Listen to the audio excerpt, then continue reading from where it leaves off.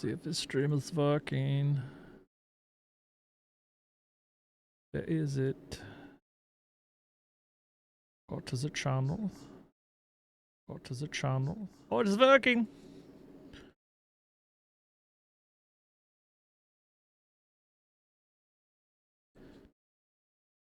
Und. Geil wirkt er. Und.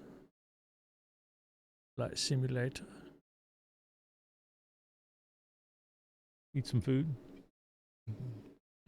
Yummy.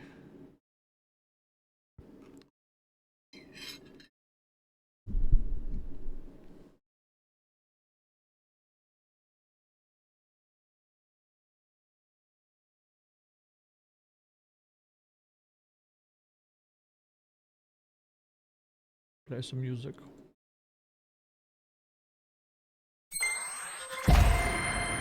Wow, that's loud.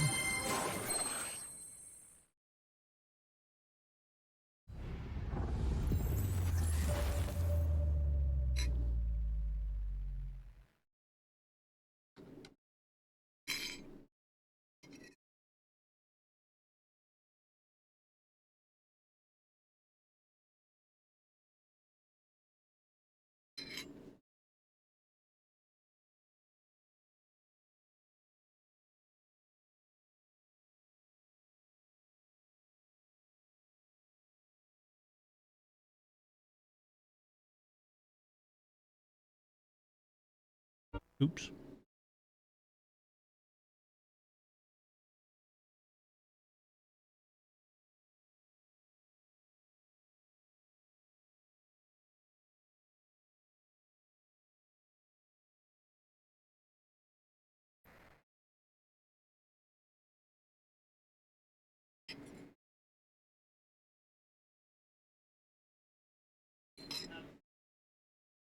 That loaded up rather quickly.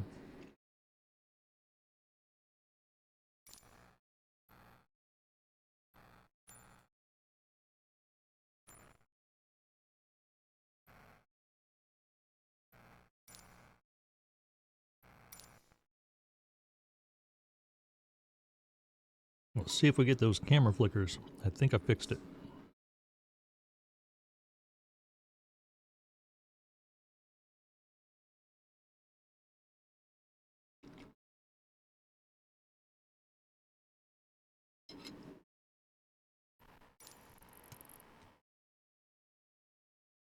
Shit, I forgot to launch track IR.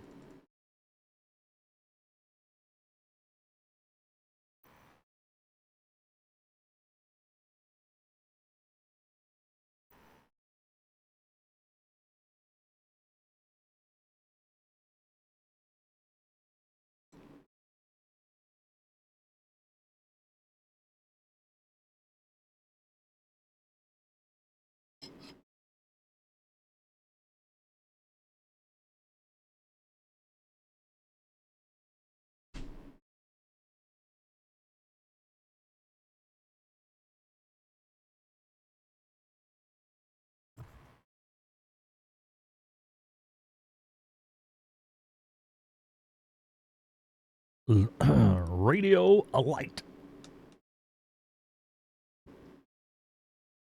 Oh, wrong one.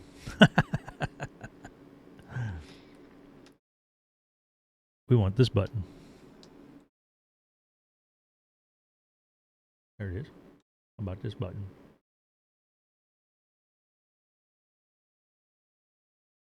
Yep.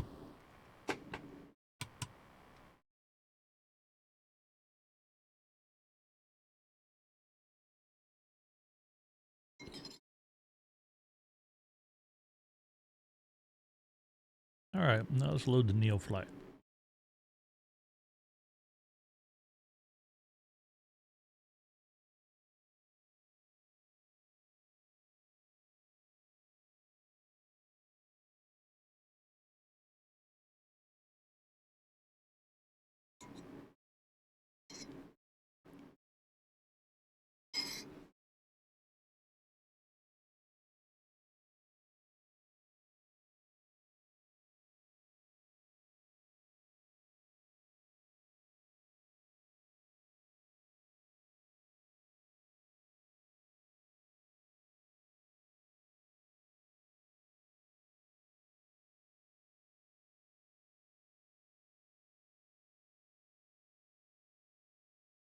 Let's go someplace with a little bit of distance.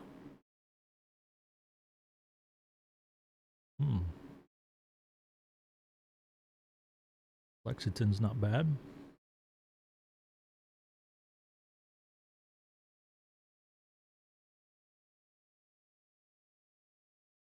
Maybe we'll go to Lexington.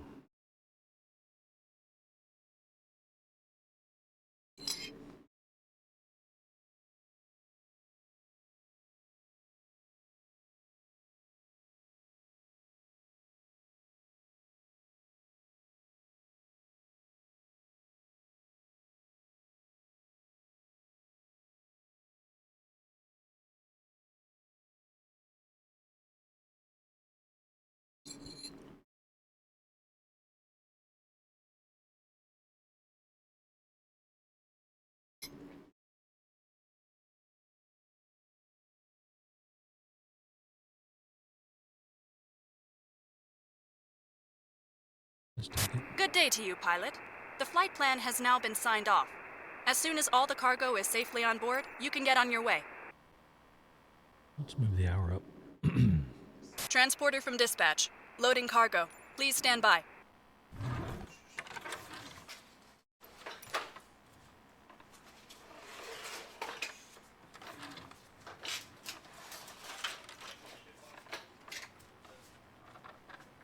£483.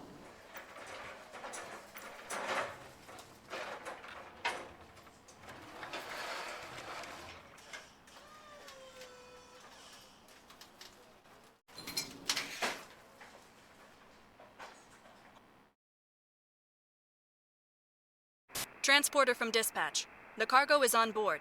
You are cleared to taxi to the runway and take off. 313 divided by 2.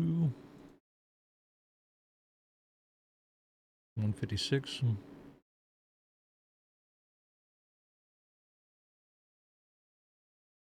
Oh, come on.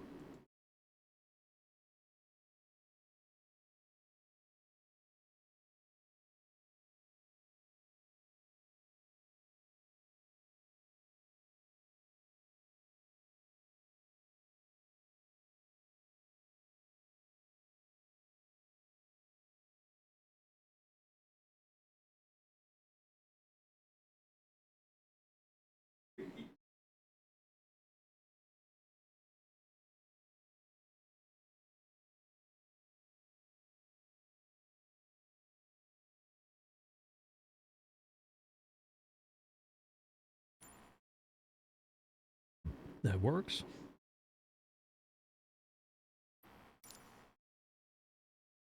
Gotta finish my food.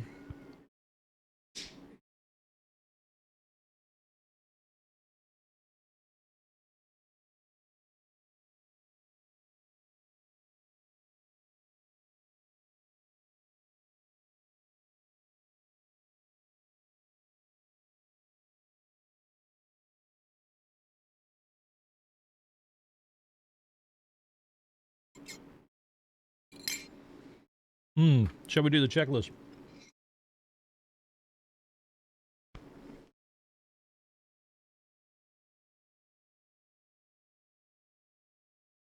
Glasses are filthy.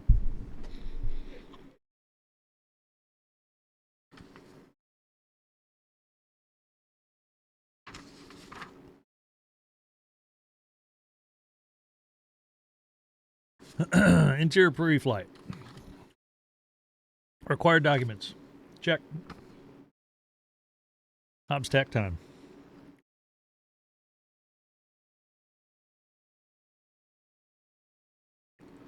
My Hobbs meter at? Oh, there it is. 21 hours. This is a baby plane. Don't have any time on at all. We should write that down. Flight controls. There we go. We got that. Okay. And rudder pedals.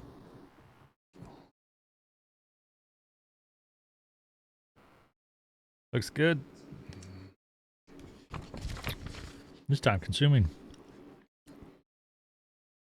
Let's see. Radios and electrical off. Everything's off there. Alternate static source, normal. I have no idea where that's at.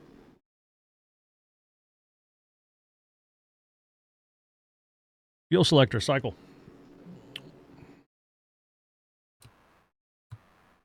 Okay. Pitot static drain. Well, can't do that. Master switch, on. Fuel quantity gauge, check.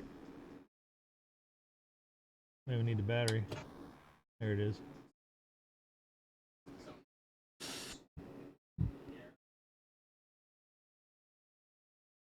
Lights, pitot heat on.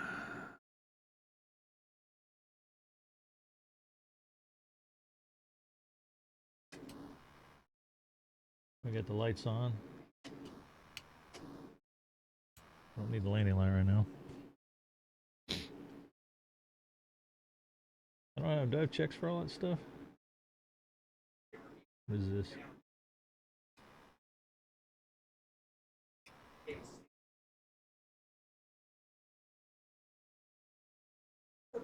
I don't know where it's all at. Oh well. Mash switch off. Flaps extend. Oh, that's for like the walk around probably. We put the flaps down, make sure they go down. Look at that. Yeah. And then we gotta do the right wing check, the nose, left wing check, exterior pre-flight condition. Before start, pre-flight complete. We should skip to that part. Passenger briefing. We have no passengers. Seat belts, adjust them. Secure. I need to drink coffee. Have a sip of coffee. That's in the checklist.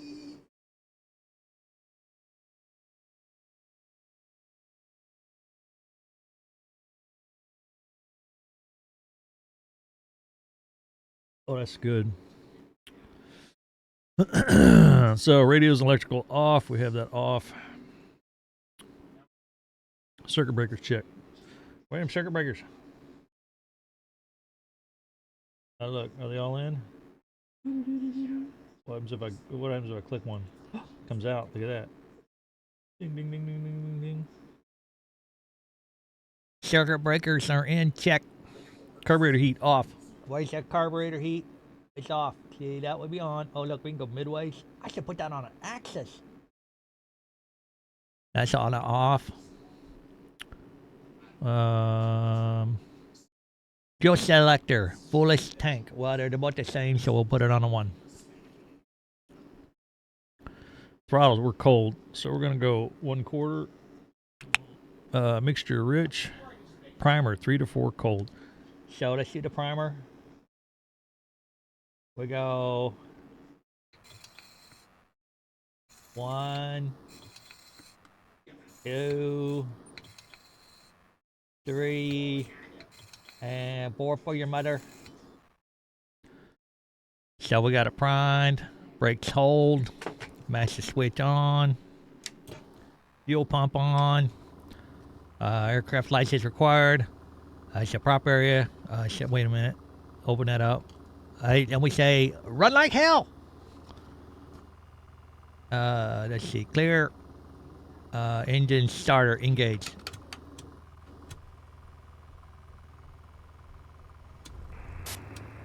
Everything looks good from where I'm sitting. Taxi to the runway and take off. Throttle 800 to 1,000 RPM.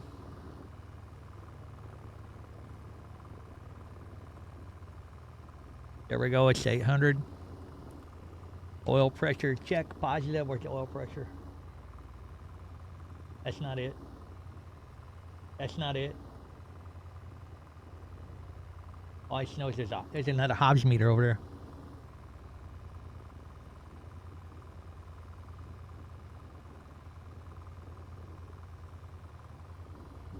Oil pressure checked. Amp meter. Is it amp meter or amp meter? That was over here, wasn't it? No, that's suction. There it is. Yeah, they call it. They got AM meter. I wonder if that's correct. I think it would be amp meter. Fuel pump off.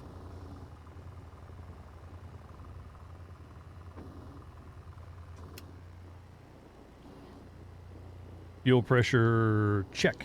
Where's your fuel pressure? Oil pressure. Fuel pressure. There it is. Let's see what it is with the pump on. Oh, look at it go. Nifty.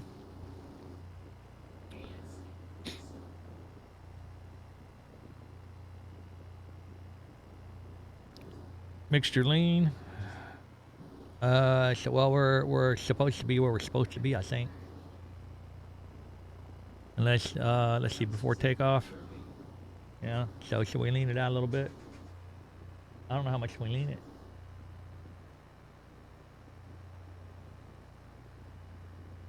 Starts to cut.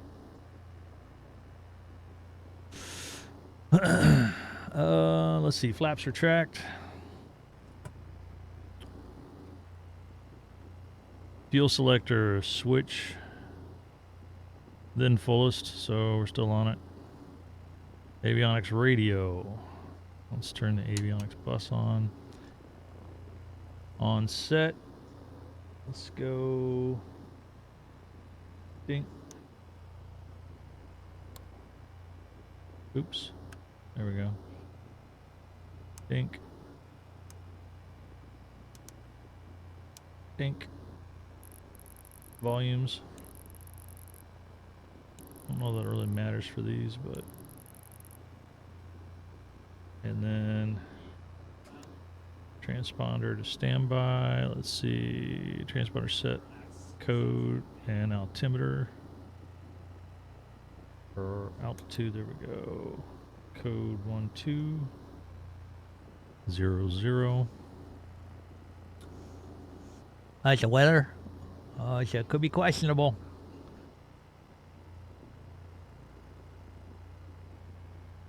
Flight instruments.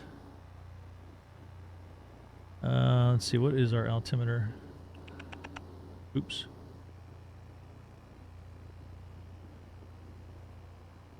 We are 3013. Ooh, substantial.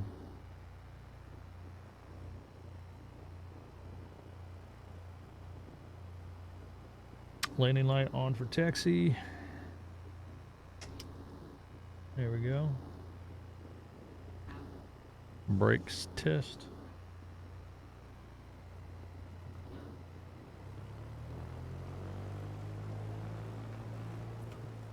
You know what's not on here?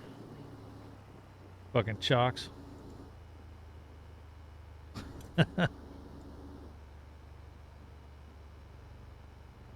Unless that was over here on the X tier, probably.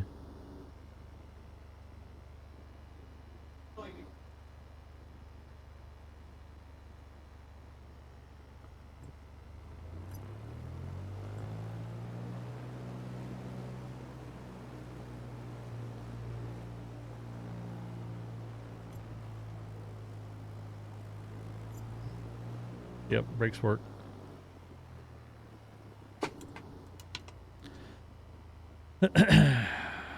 Okay, run up.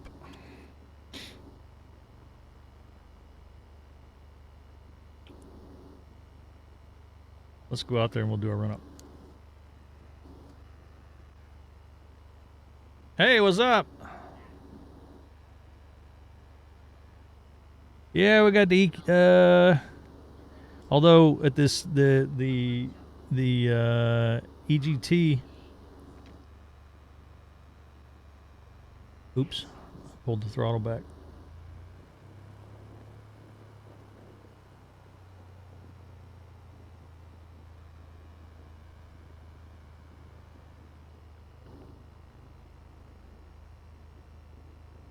Just a little bit. Let's see what it does. Yeah, it goes down pretty quick. Look at that.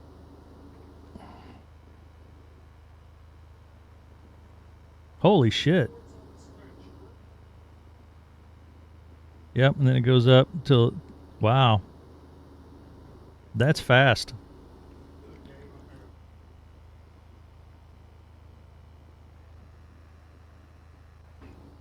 You got to really watch that. This is not the A2A, but you got to really watch that with the A2A if you got the if you're running the full Accu Sim model.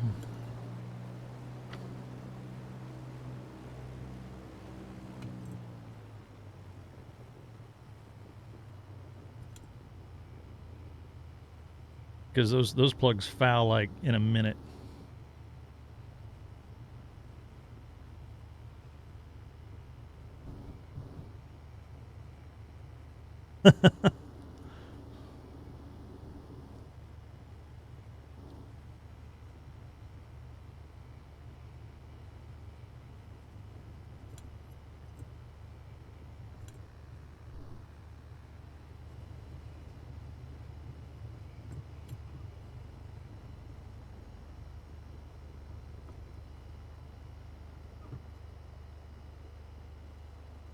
I don't normally do checklists, so this is my first time through checklist.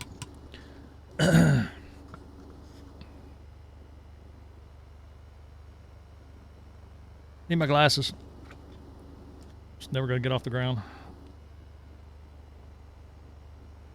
All right, where were we? We got the parking brake set. That's this right here. It's my parking brake. Over here in this, right over here. Boop, boop, boop, boop, boop, boop. Right here, watch. Here. Parking brake off. Parking brake set. Light controls free and correct. Again, yes, we got that. We checked that before, but you never know. You know, you could have picked up a rat or something. Oops.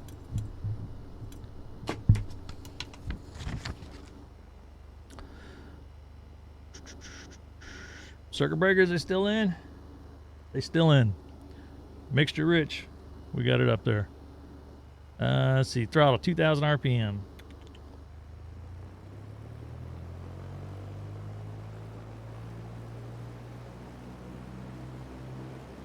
A little bit more. A little bit more. Okay. Yep. Magneto check. There's the left one. There's a drop. Here's the right one. There's a drop.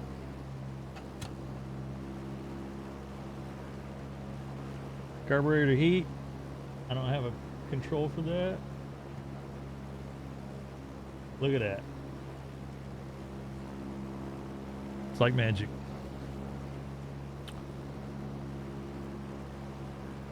Where's it at? There it is. Ammeter positive. Go quicker. Vacuum 5 plus. Or 5 inches. Close to it. So what if it's not already? What if it's not 5 inches? All right, oil pressure. We got the oil pressure check. Fuel pressure looking good. Oil temp check. Enunciator lights. Just a test. Oh look, there you go. Throttle idle check. 800 to 1,000.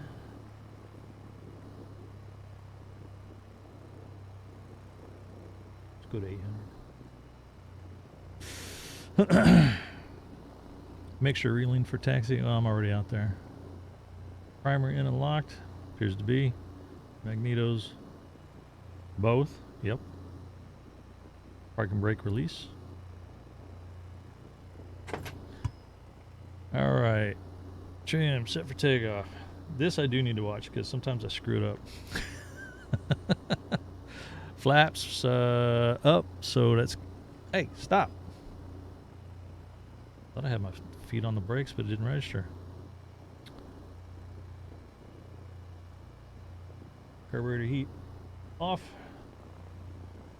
Mixture rich. Lights as required. Fuel pump on. Flight instruments. Let's see, what's our on-course heading? 345. Oops, let's go back the other way. And dorm window. Hey, look at there. It's in the checklist.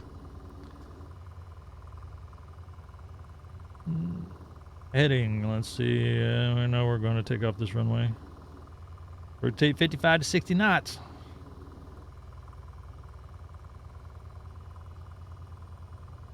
And we'll climb out about 79 knots. All right, let's go.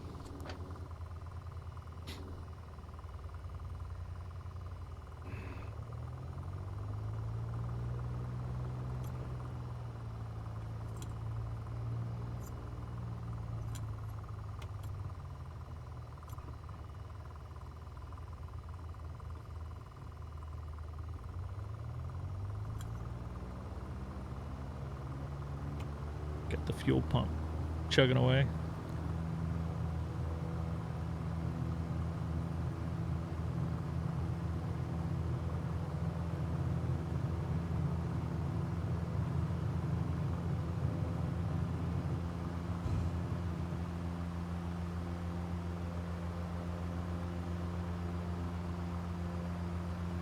Transporter, good flight.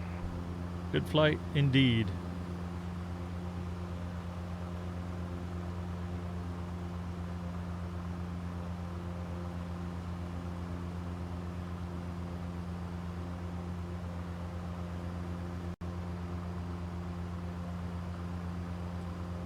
This is quite marginal.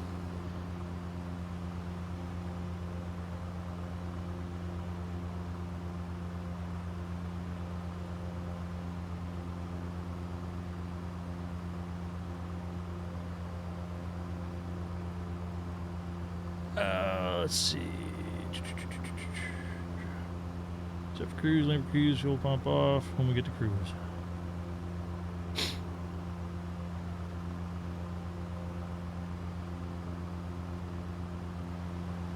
It's a little marginal out there. So watch those antennas. If you don't have it, if you don't have towers in your flight simulator, then you get yourself over to look up We Love VFR and download their free add-on, which they got 3 sections of the world broke down, and you can have towers and stacks and make your world complete, since Asobo failed to do that.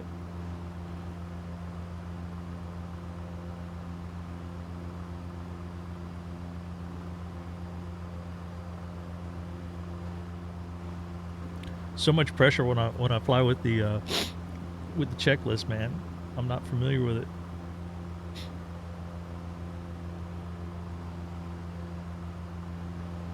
It's blue sky up there, so it's VFR up there. So we'll just get up there and we can go VFR up on top, topsies.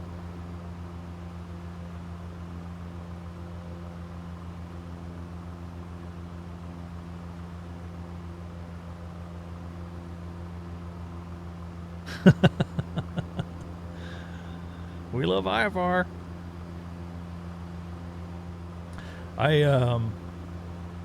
Turn it down a little bit. I'm doing a Neofly, or Neofly. Neofly 4 is what I'm playing. It's, the mission generator, basically. There's a number of different products out there that have this, and I think I tried 3 before, and then I saw 4 came out when I started getting back into flying again, so I loaded it up. And the first mission I did, because I'm flying out of Gatlinburg, which is just north of the Smoky Mountains National Park, and the first mission I did was a sightseeing mission over Klingman's Dome, which I knew where that was, and so I take the people up. They got their cameras and stuff, and this is my first time flying. I'm like, I'm not sure what I'm supposed to do. So I get up there, fly around. I can hear them taking their pictures and stuff, and then it tells you when it's all cool to go back. But it was kind of like this, where it was marginal when I took off, and it got better. The weather got better once I got up high and out of the way. But then coming back, it was souped in at Gatlinburg. So I broke out to the northwest and went to Volunteer, and then shot the VOR in and it was pretty dicey. You know, I didn't do an overbank, so I don't know. Do they scream? Or do you not know? You're asking. So I don't know if they'll. I think you'll get gigged, you know, for XP points and stuff. But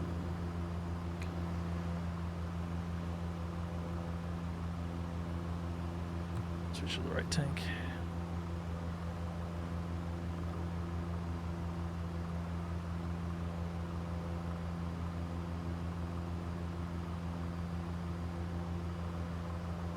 Well, I've been grinding away in this Warrior too, trying to build money, but I'm not getting there very fast. I'm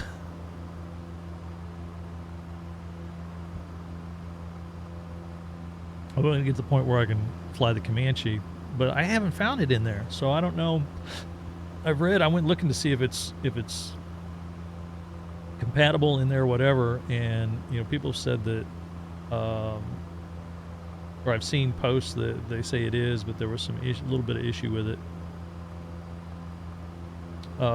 Something about it wouldn't register the engine start or something. I don't know. So there was like something you had to do to force it. But I was looking for it for you know, like when you get to go to airports, you can look for airplanes to buy or rent or whatever, and they'll have, you know, various listed.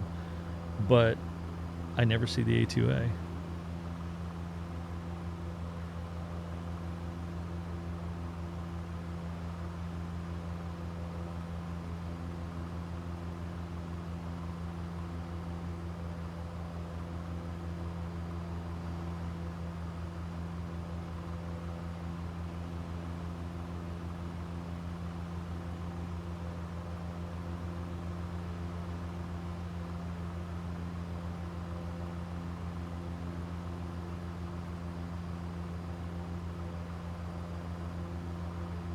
Damn, drift much?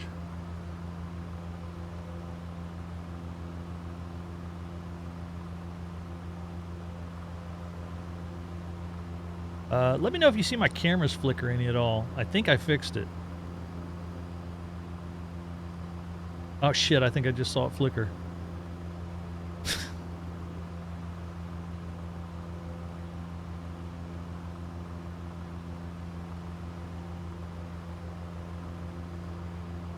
I can't hold my heading.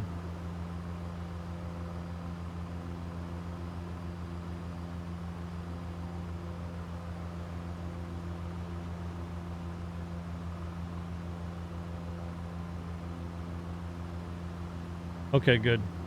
So I had this issue where I noticed, because I've got 3 cameras set up, because I've got one for a wide view of my setup. So, and then let's see, go back, put that on, send it, and then so basically I got like a cutout for the yoke cam. Oh my god, I'm all over the place. Can't fly and manage to stream at the same time. Let's turn the autopilot on. Let that heading hold work for us. That way I can drink my coffee. Mr. Salmonus. Wait a minute, where we go? Here we go. Mr. Salmonus. What the hell's going on? What the hell's going on? Why did I shut off? I turned the autopilot on. And I pressed that button. It's not staying on. It's kicking off.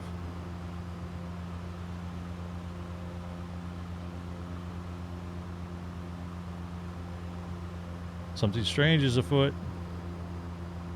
All right. Get her stabilized.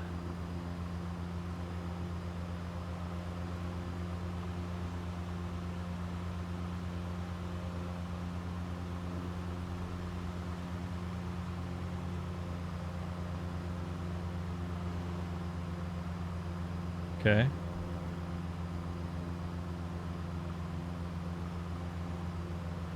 Wonder if it was the angle of attack got too high for some reason.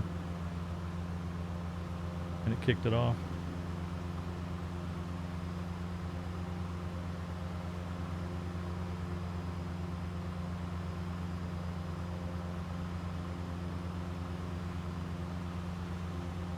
All right, we cool?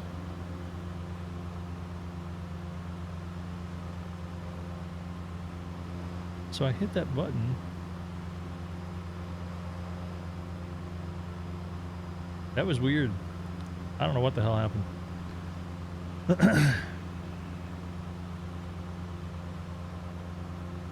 Anyway, what was I talking about? Oh, the camera flicker. So yesterday I was streaming, or actually it was 2 days ago technically, because it was afternoon 2 days ago. And I kept noticing my cameras doing a little flicker thing. And it was like, it wasn't a focus flicker, which I took autofocus off too, so it was maybe not, I don't know. I think it might just be the light adjustment. Yeah, so for the contrast. Anyway, I kept noticing these flicker glitches.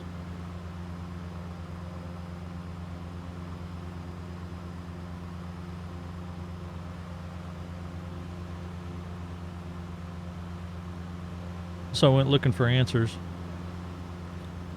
and I found them, and I will share them with people here.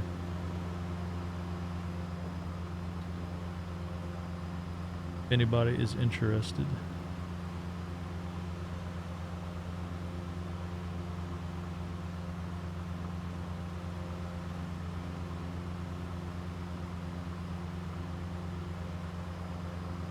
Copy link. Paste. This guy had the answer. And basically what you have to do, if this fixes it, hopefully it does, because we haven't seen it so far, I don't think. But you have to go make sure that your power set, which I had my power settings in Windows set, custom as, power user, whatever, not basically no power saving. I don't want to save power, I want to use it. And there's another advanced section in there for USB devices. So you make it so Windows can't control it. But then to double check, you go to Device Manager. And then you go through all your USB devices on Device Manager and hit the Advanced tab or whatever, Power Management tab if there is one for it. And make sure that it's shut off so Windows doesn't control the power setting or the power saving on it. And we'll see if that fixes it. Because I was thinking, I thought the issue was, like maybe my USB hubs, maybe I got a power issue, power supply or motherboard or whatever. I have a shit ton of USB devices plugged in. I was meaning to count, actually count and see how many I have. But two of the hubs, powered hubs that I have are powered, so they shouldn't be drawing from the and those are 2.0 hubs, but they shouldn't be drawing from the motherboard.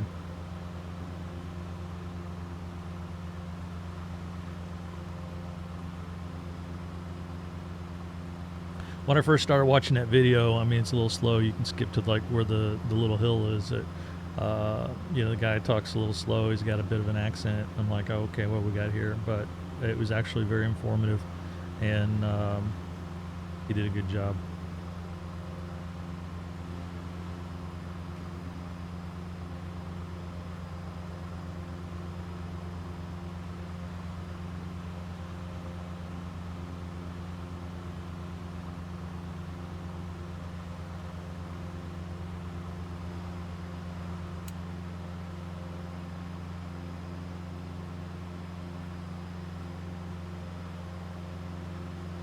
I don't think we're going to get above that one.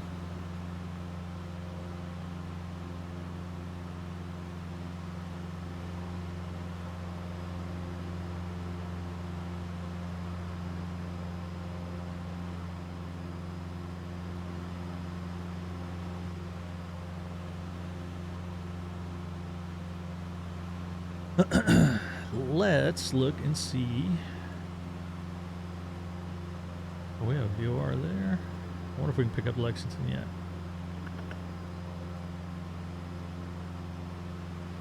Slide this over. Put that in the plan. And the Lexington VOR is 112.6.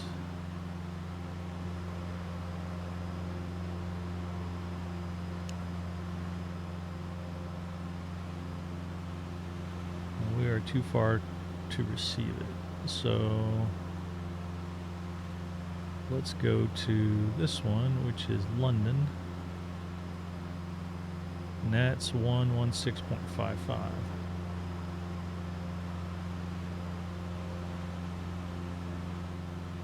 There we go.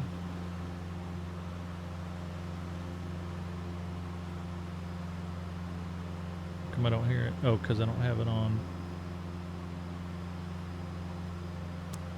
There we go. Oh, I changed this frequency. Oh, I'm floundering here. There we go. Give me the beeps.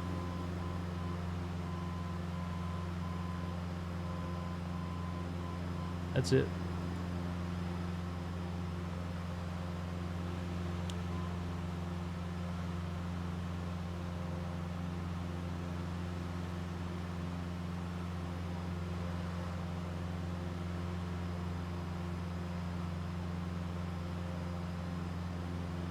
We're gonna go right through that hole. Overshoot.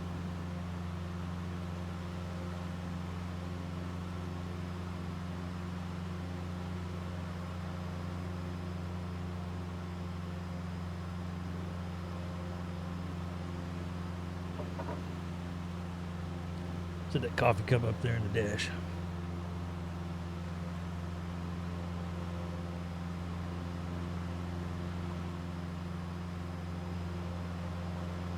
See, okay.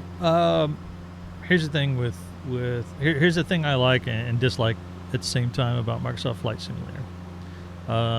These clouds up close look pretty good, right?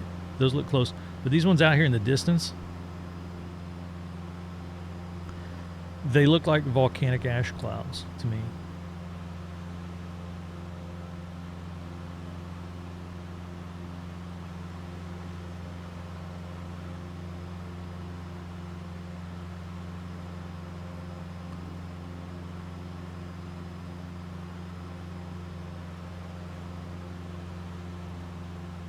We'll level off at 85. So we're mostly clear clouds. That's a big Tim Raji.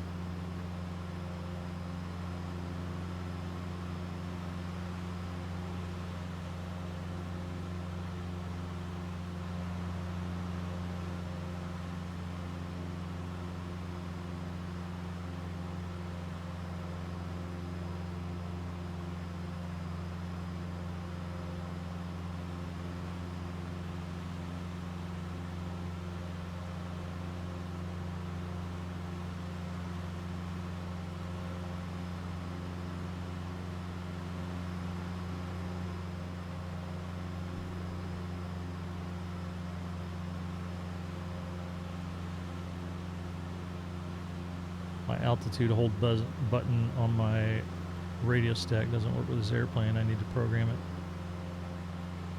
to work with whatever the Lua variable is on this one.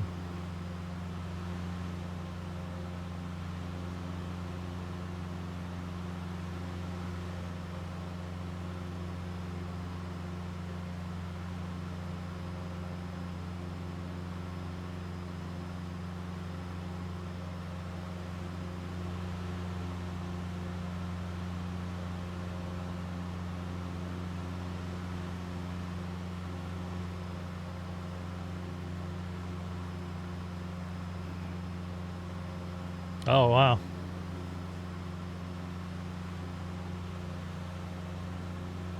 Is that NVIDIA or the AMD video card?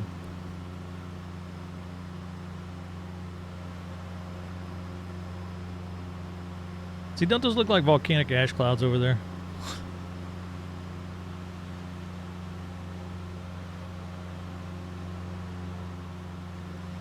I was just saying I don't know if you heard or not. The clouds up close like those, they look fine. You know, and even some of those below us down there, those types, but some of those cumulus, you know, I get it. They got the shadow on them, so the light's gonna, you know, they're gonna appear darker, but they look more gray, like ash clouds, than they do. You know, I don't know. Maybe they need to. I don't know. I don't know how you fix it. I don't know if it's a hue thing or if it's a detail.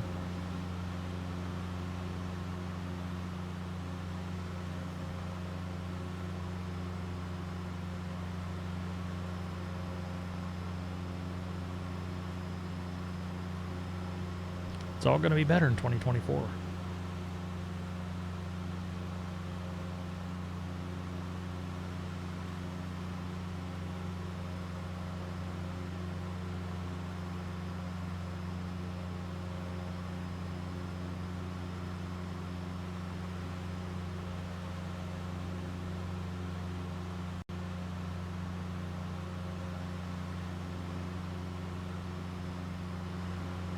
I don't use that auto tank switcher. I do it myself. If I forget to switch it, makes for a hell of a landing.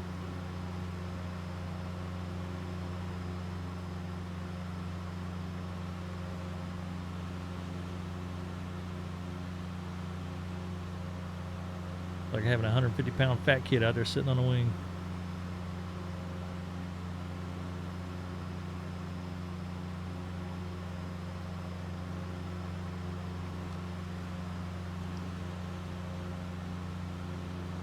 Oh.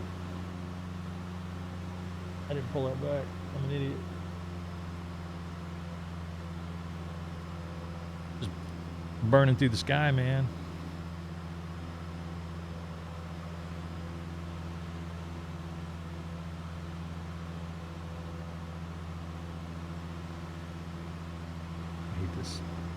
This song.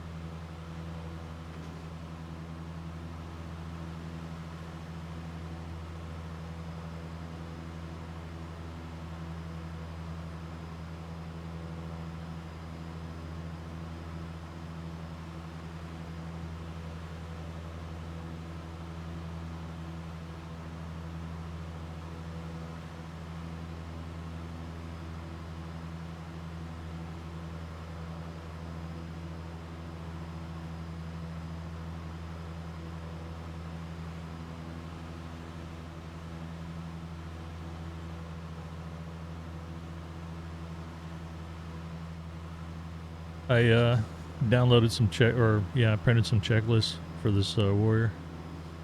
I'm gonna take a look at get my operational numbers.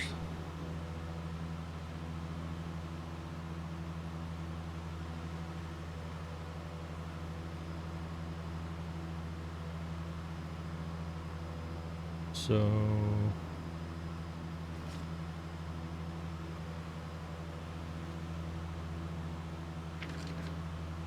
So 1,600 being the numbers.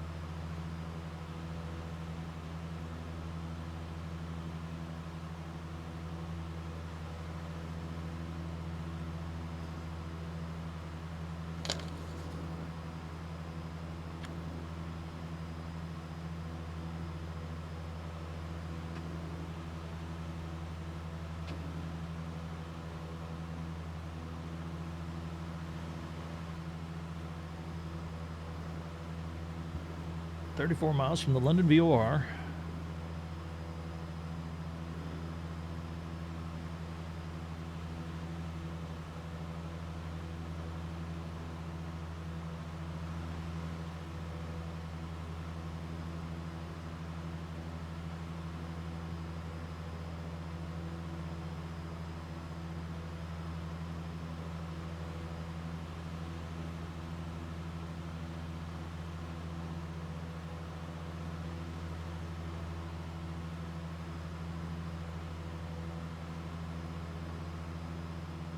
So we're about halfway-ish, somewhere here.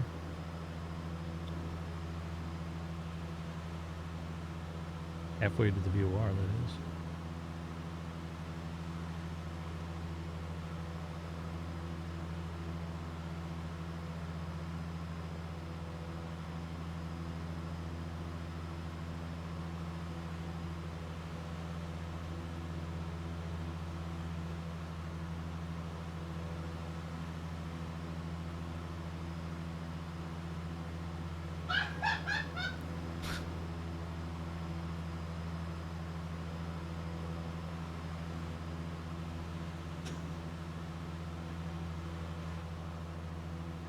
Crap. I forgot to bring in extra water.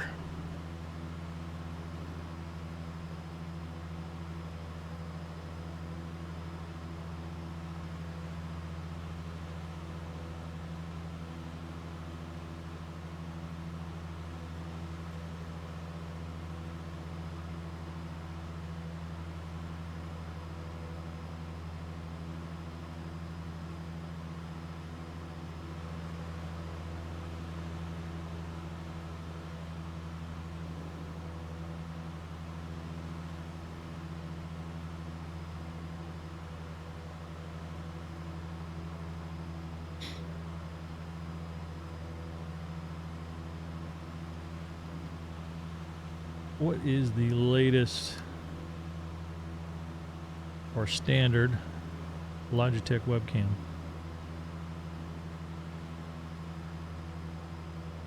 So I got like 910s and 920s, or I don't know, maybe a 922. I don't know. They keep changing the names on everything.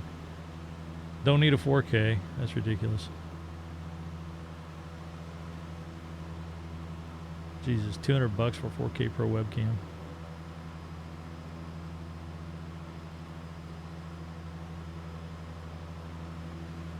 I said, no, the C920s are pretty good.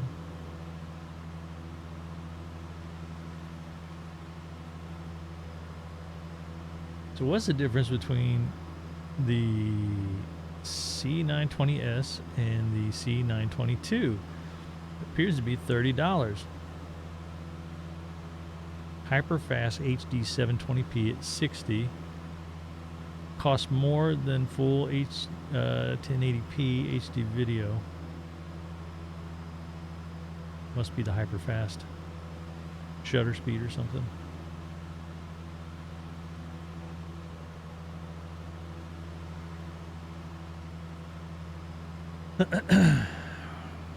Well, I'd like to get another camera for so I wouldn't have to move them around for the closet. I said for the Geek Forge closet, so when I start doing works in there. Well, there's a C270. 720. That's $30. 930.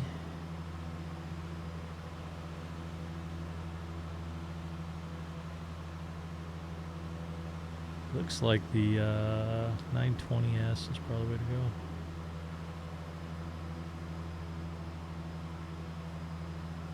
Oh, you know what? Let's look at, see, they got 1080 60. Woof. You pay for that. Two of the ones that do 1080 at 60 is are 4K. Let's see, 1080 30. Well, don't show the ones that can do more than that. That's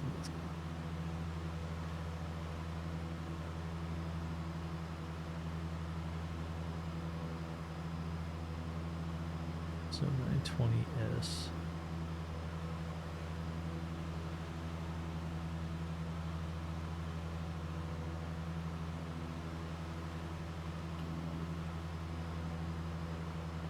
What's the Amazon say?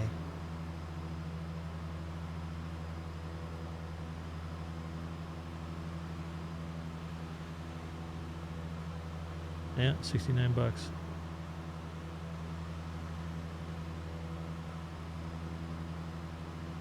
Comes with a privacy shutter. I need about 6 of them privacy shutters.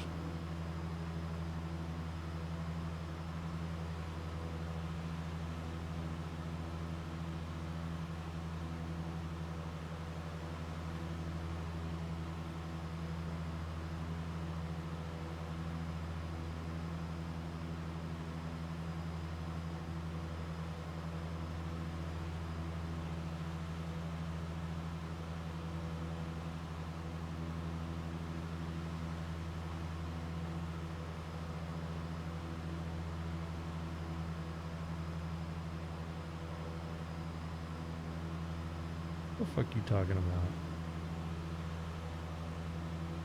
1 lithium-ion battery required.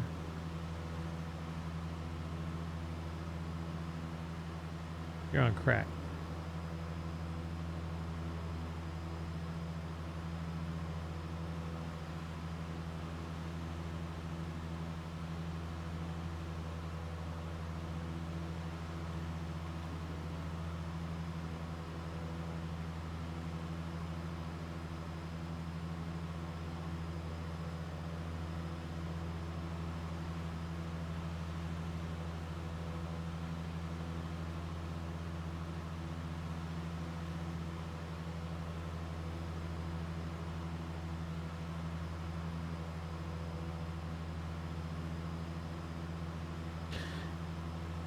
You know, I wonder why they even include, well, because the masses. Never mind. It's just like, why do they put mics on cameras? It's just a pain in the ass. That's so we can listen to you talk when you got your other mics turned off and you don't know about this one. Now, what it means is when we plug it in, it's going to go, Windows is going to go, oh, well, let's make this one the primary mic. And then you get on Discord or some shit, and it changes up, and you're like, and people go, how come it sounds like what's going on?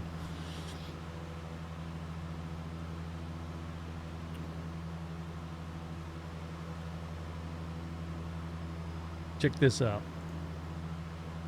Chimpanzees, that was a monkey. No, that's not it. So here's my sound settings. Okay, recording. All right, all these camera mics disabled.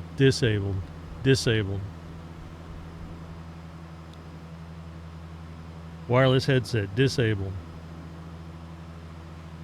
Also, because I've got the NDI stuff loaded in,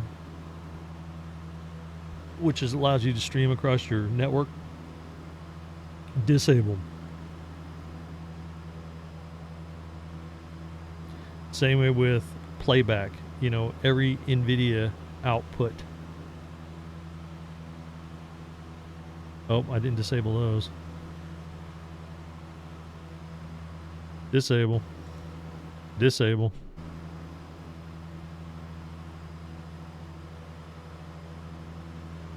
I heard that little sound glitch.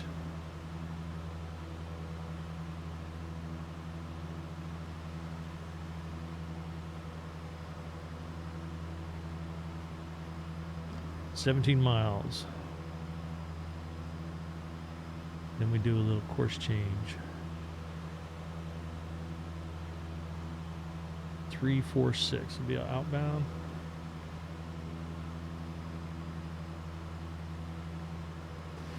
Man, I got this beautiful Coca-Cola sitting over here. But I don't want to drink it yet. If I'm going to drink it at all, I need a water. Be right back.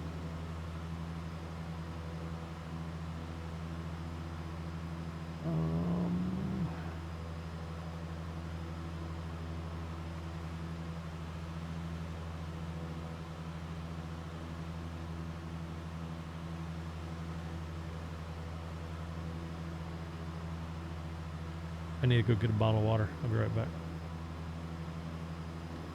See if I can do this with a button. Which button was it? Was it this button? Bing.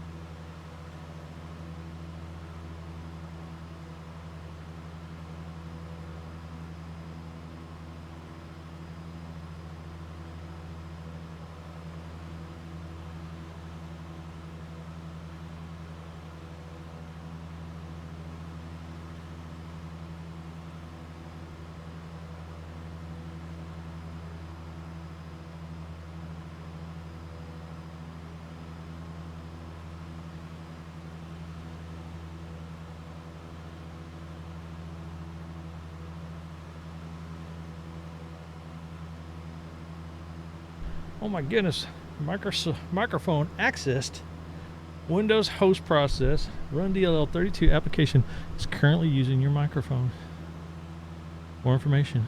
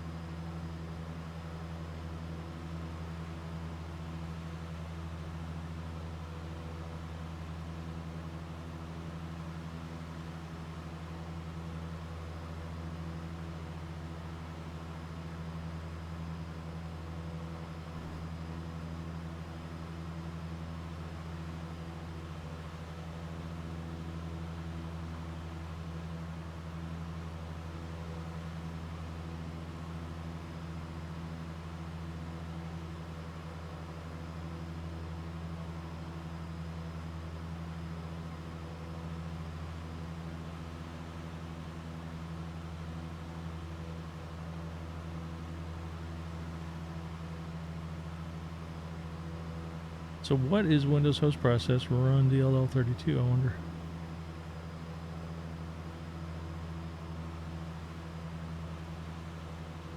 Gathering data.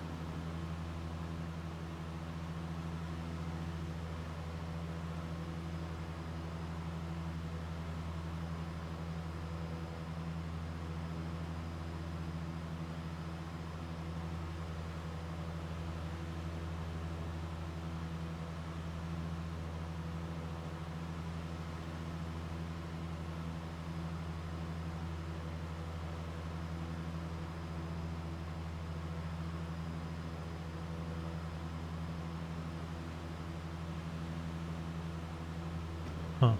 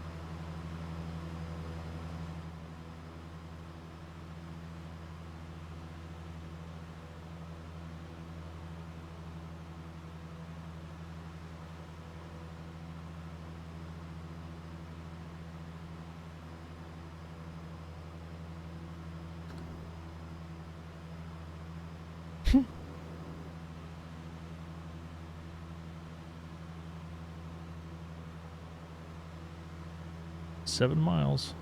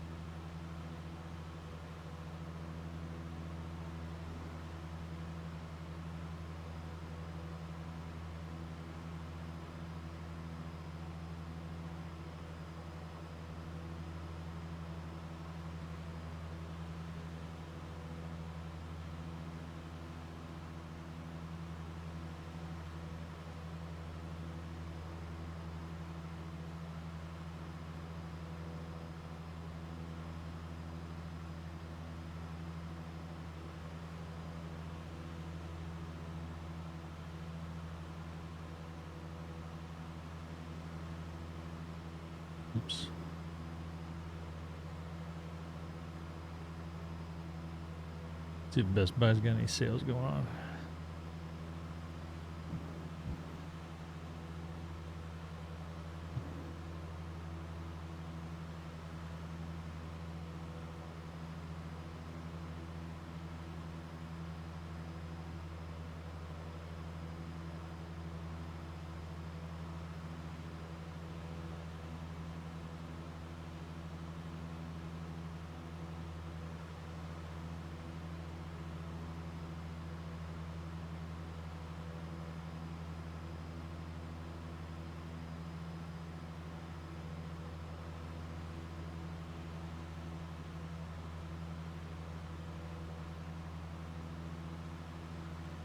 Oh, there's 920E. What the hell? They got so many different kinds.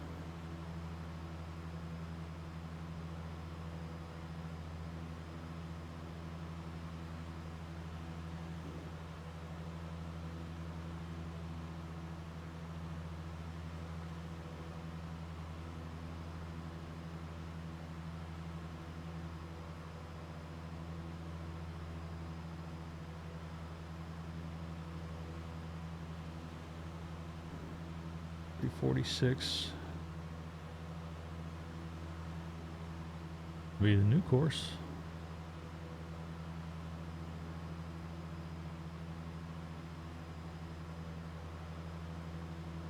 Let's start cutting a corner.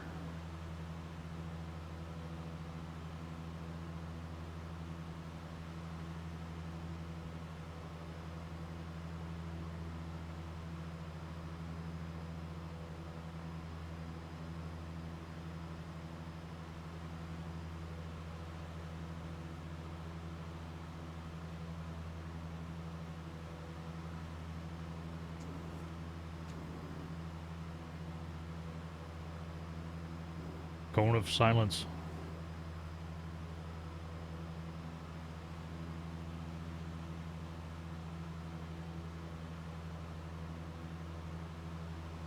That was long.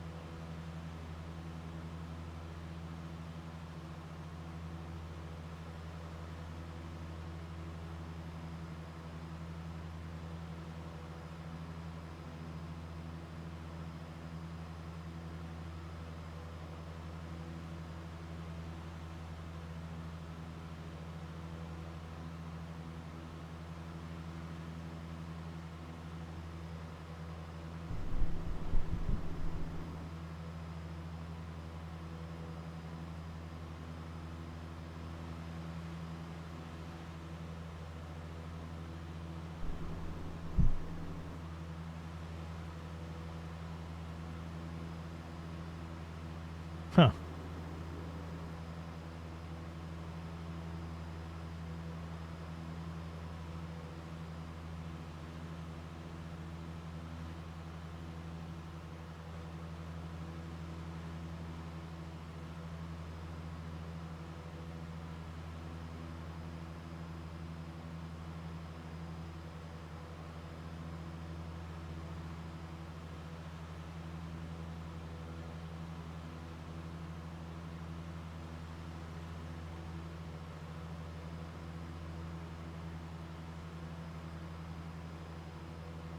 Shit, I could probably pick it up from here. Maybe.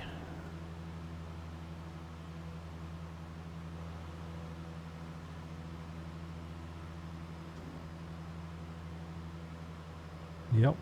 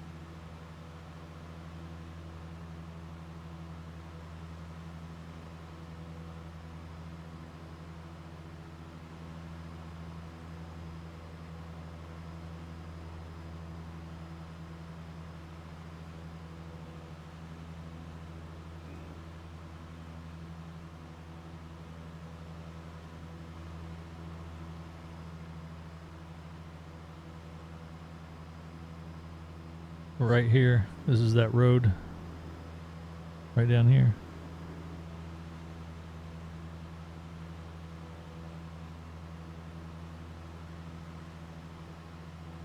So we should have interstate right in front of us.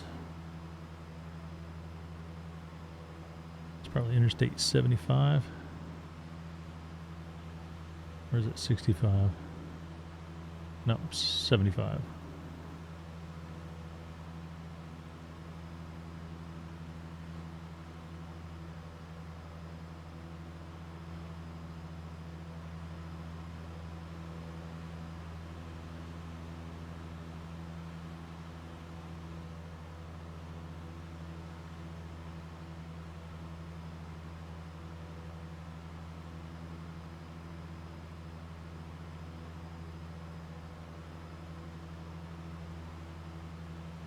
The hell is that?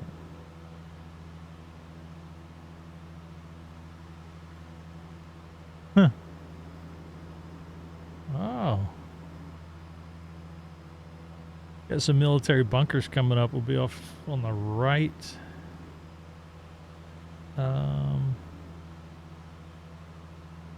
If we pass, there's an airport out in front of us.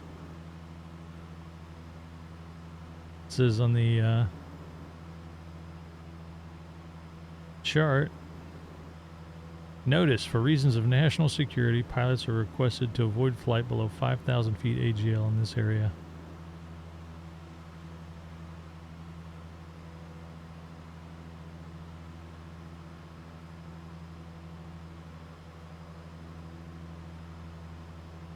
Bunkers.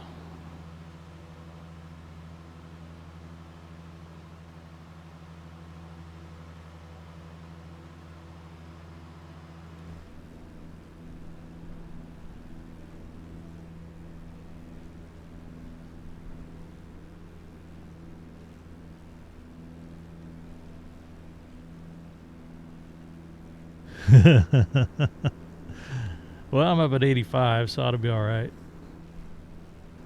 Looks like we might need an altimeter adjustment.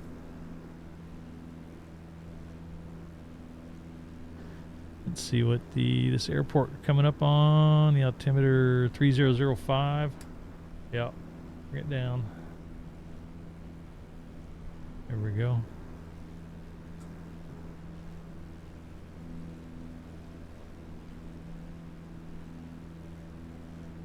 But who knows what Microsoft Flight Simulator has for its altimeter.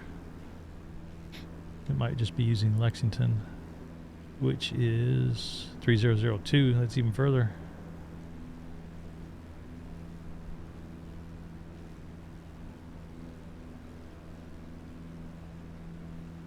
So here's what I'm looking at.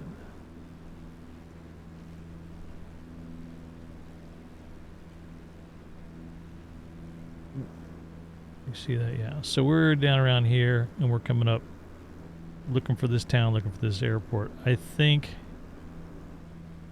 it should be putting us on the other side of it. How many miles are we? 43 miles? So that's 510. So it'd be about 10. Oh, it's a ways away, I guess. We're still way down here. Okay, so there's the highway. Come up.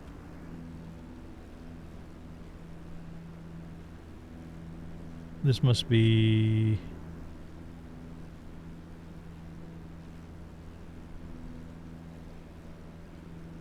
I wonder if that's that lake.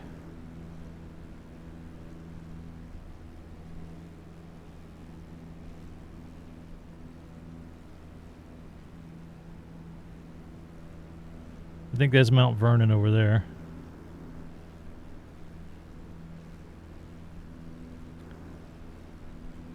And that might be that lake there. But it doesn't look exactly like it.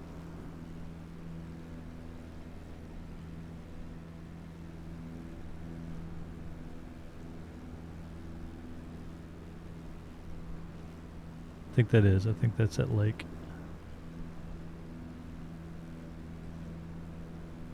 We should have...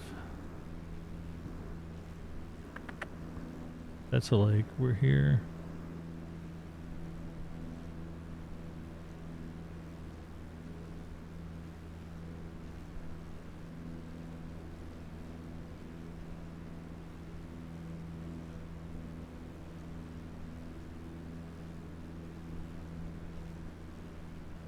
We're going to be within 5 miles of it, so we ought to be able to see it.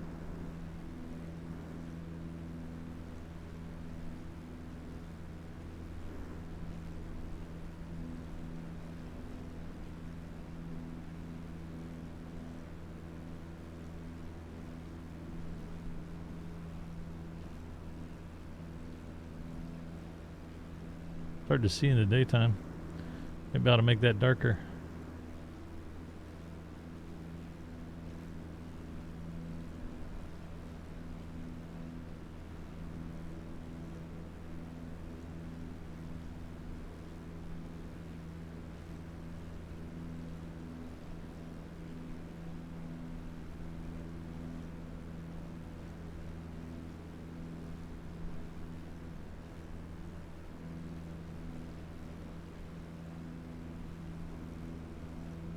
So yeah, that road goes on up to the west side of that town. So that should be, that town's probably right here.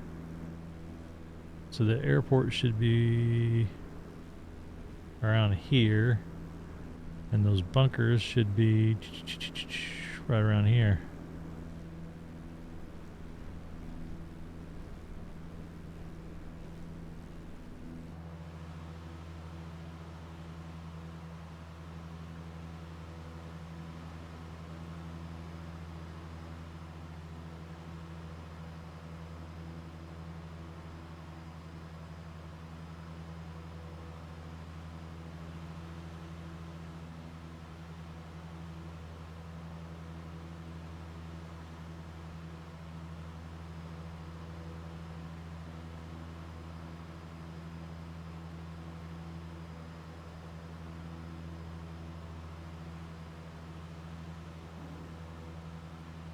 We should alter our course.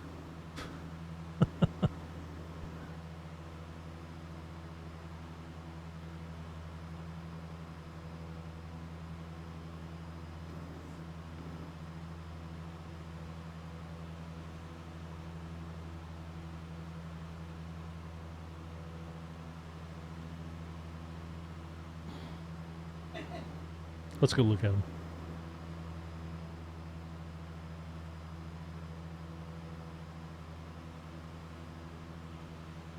I want to see the bunkers.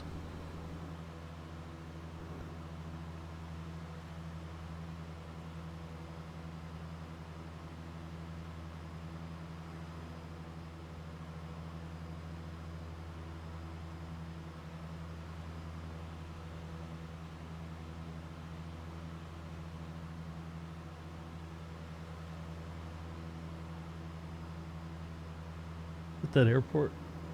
Yep, there's that airport. So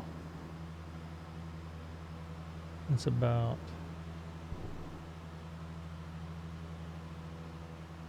I think it is right off our nose. We'll go a little bit further to the right.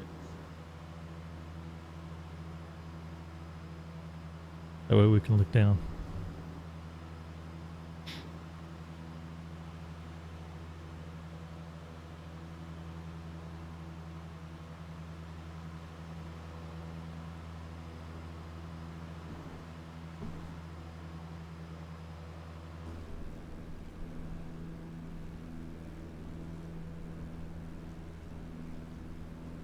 There's the airport. What are we looking at? So, this airport, Richmond, is right here. So this is what we're looking for. We're here. We're down here. This would be the town.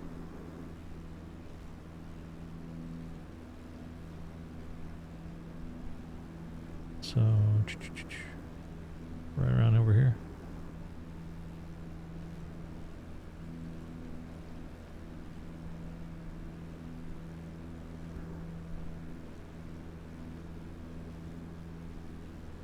Our open skies flight.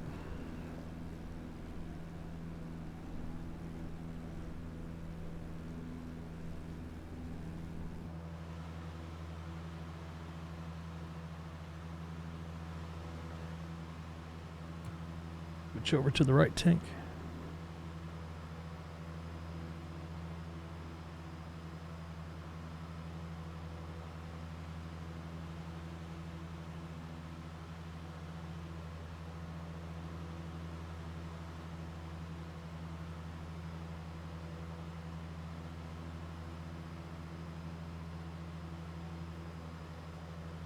Looks like there's a little lake with a dam on it there too.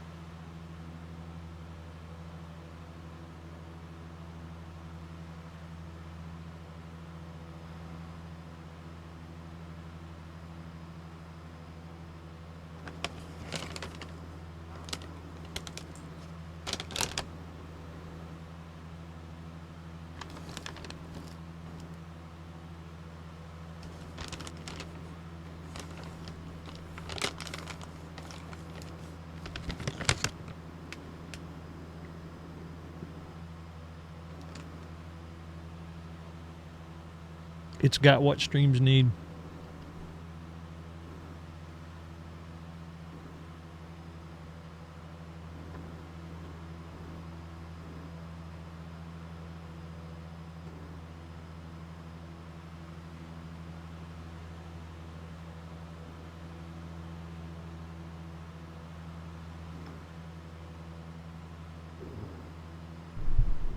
Oh, look at there.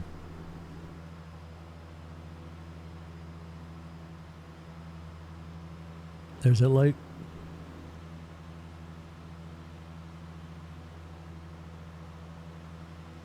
It looks like a cemetery. Of a huge one. So they got rail cars that run all the way around that thing. I've seen these before on like Google Earth. There's some out west.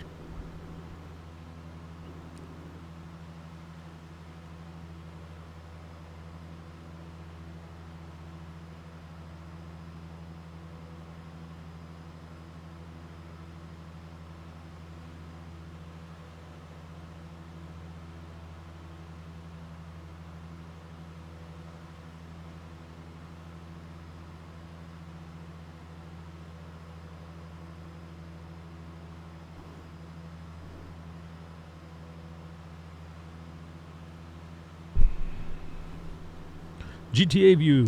Boom.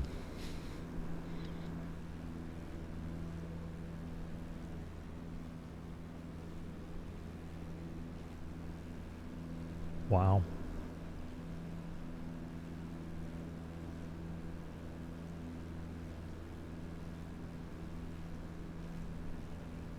So this is what we're looking at.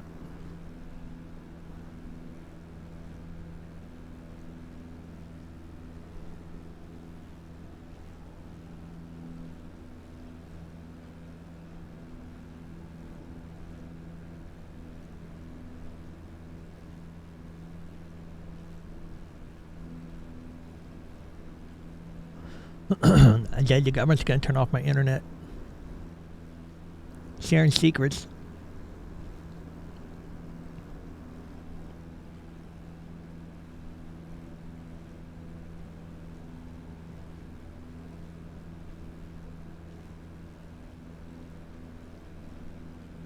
I bet you can't get near that place. I bet they got perimeter sensors all the way around.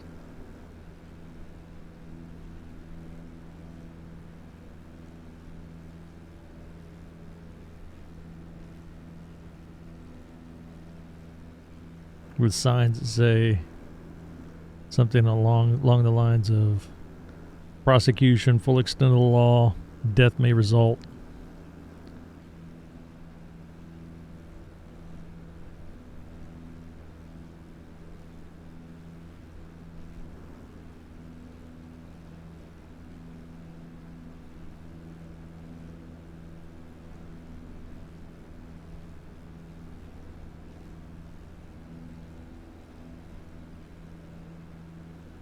Actually, that's probably where the perimeter is. This outer road.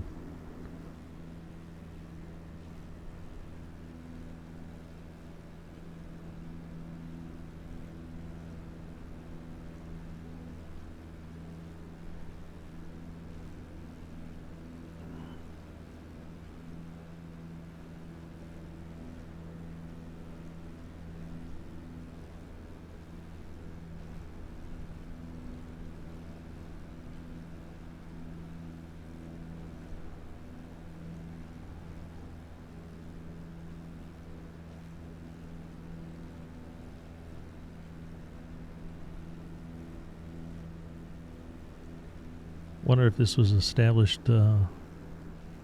before, during, or after World War II. But you just had to look it up, see what base it is.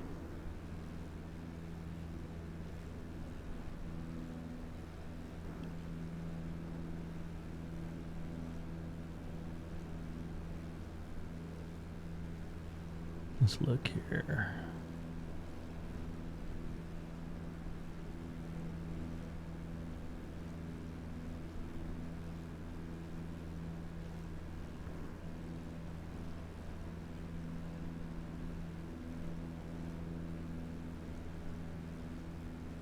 Nope, that ain't it.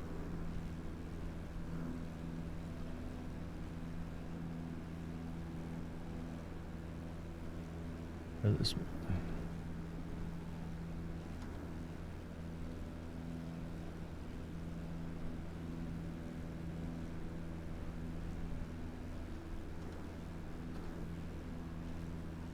Bluegrass Army Depot. So that's what this is. It's U.S. Army. Army training, sir.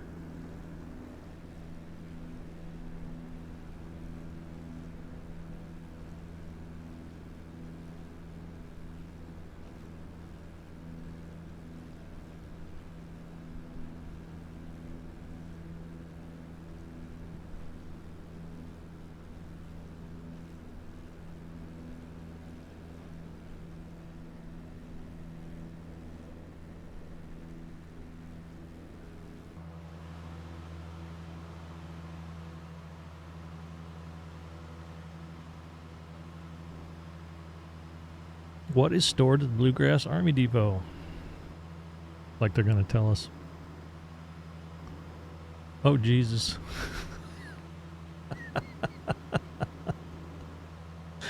Bluegrass Army Depot, BGAD, is located near Richmond, Kentucky. On that site is the Bluegrass Army Chemical Activity, which is one of the only 2 remaining storage sites for the nation's chemical weapon stockpile comprised of nerve agents GB and VX as well as mustard agent. Oh my god.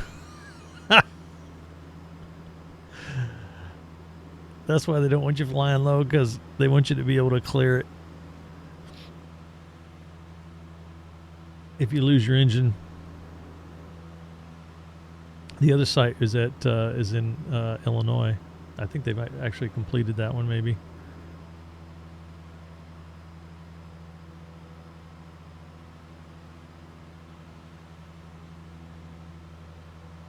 You know what they got down there? That's zombies in a can. That's what they got. I saw the movie. They got these like 55 steel drums, 55-gallon steel drums, and they got zombies in them. They got a window on it. You wipe it off, and you see a zombie in it like that.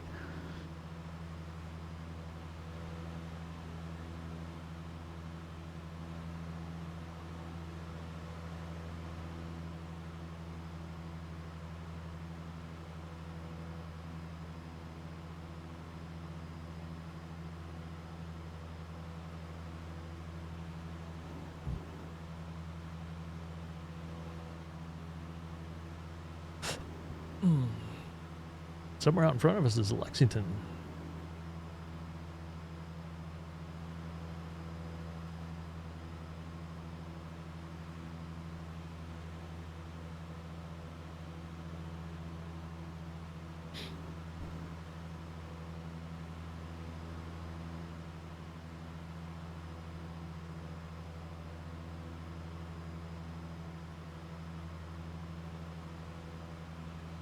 Probably started decent.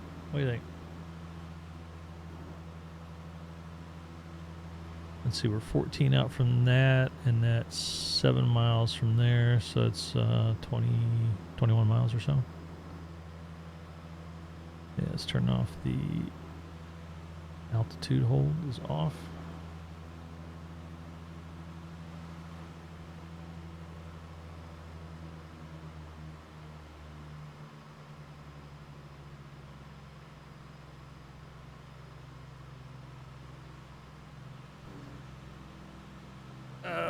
What does it say about descent?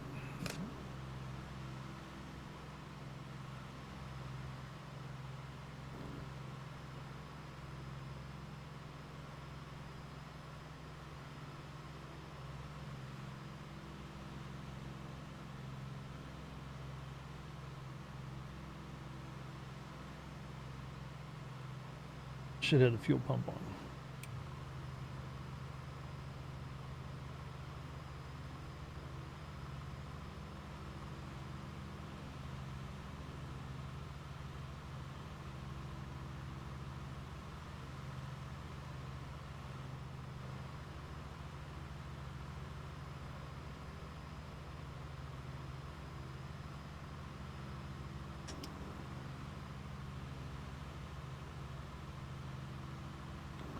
Go ahead and turn the landing light on now.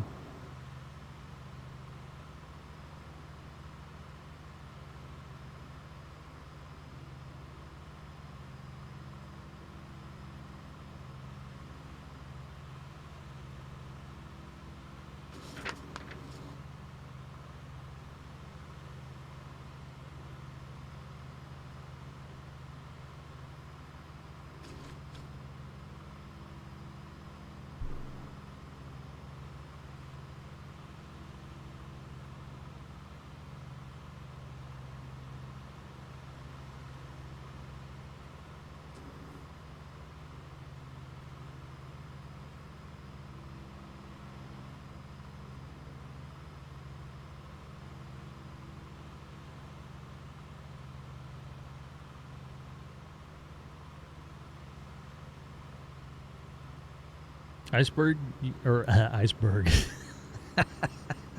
Icebird for all. Are you still here? Did I just see a flicker? Can't tell. Maybe I'm getting reflection off my bowl that's sitting up there.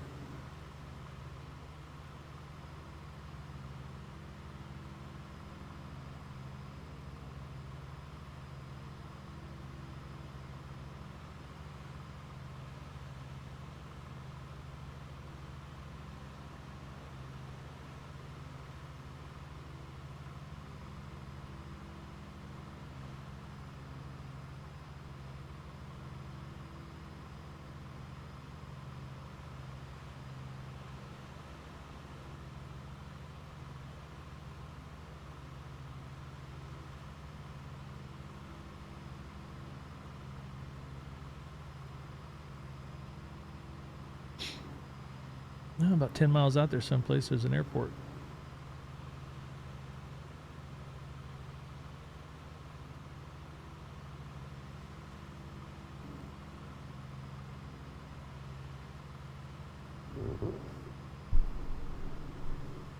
Get up in that window.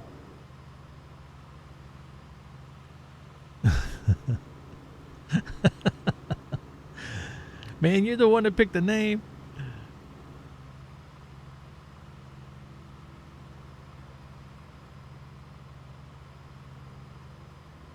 Everybody's gonna say iceberg. I'm sure you heard it more than once, right? Somebody call you out and say, "Hey, iceberg," you know, instead of saying bird, they say berg just because it's.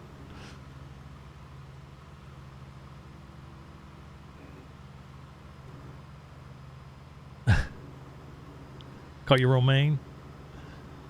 Iceberg lettuce, romaine lettuce. We got Caesar salad, Sim Caesar.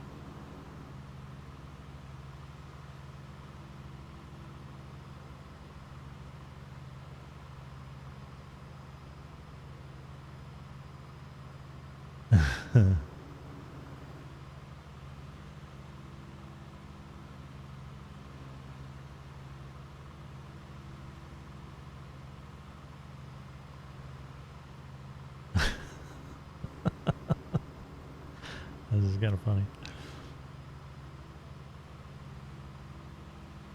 No, god damn it, my name's Ice Bird. You know, like with wings and shit, because I fly.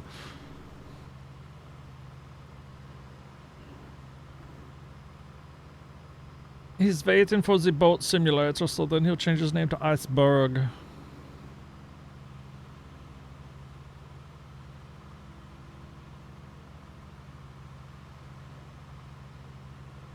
Alright, looking good.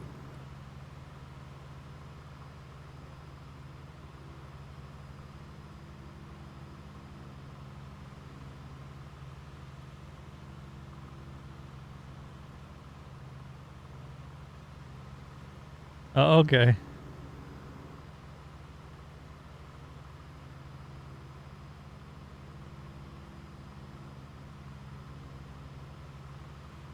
So are you German?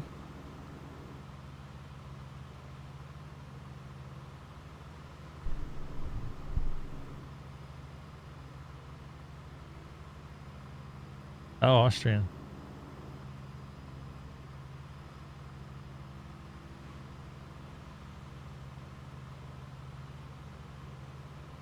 Oh, okay. Always thought I'd like to go visit that sometime. The cinematography and the pictures and stuff look amazing. I've got a buddy that goes over there from time to time that vacations.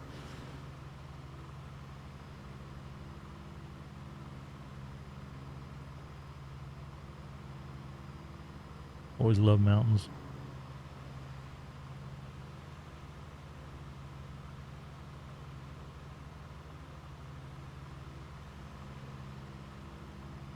See if we can see that VOR on the ground. It's 3 miles. Look at that wind blow us. Look at that. See that? That track, that ground track?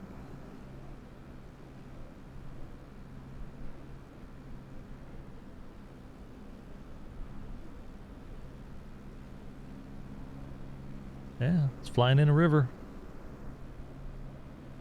So, oh, I'm still on heading hold too. Thought I was on. No, I'm not. I'm on VR hold. Just trying to correct for it. 2.2. I should put it on heading hold though. There we go. Because we're getting too close to VOR.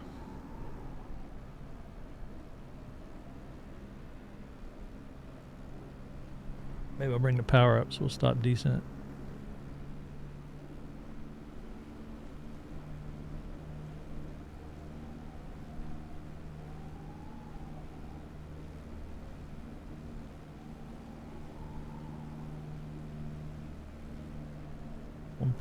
.13. Where's it at?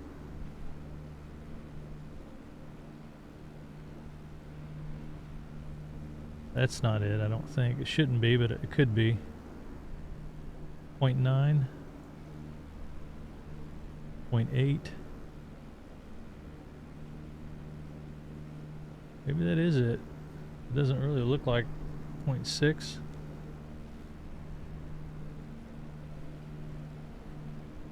Point 0.5. I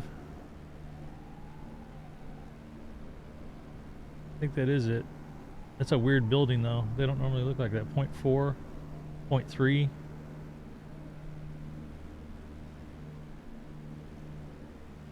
Well, it looks like it should be in this neighborhood here.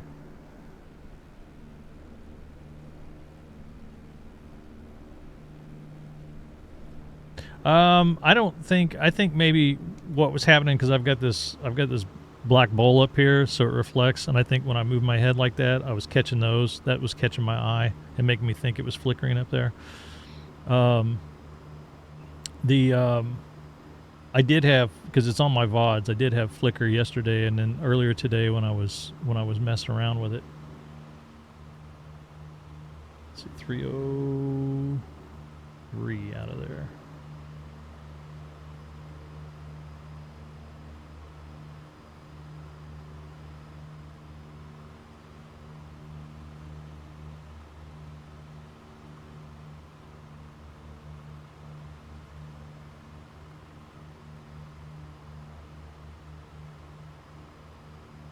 Yeah, it looks like an airport out in front of us, doesn't it?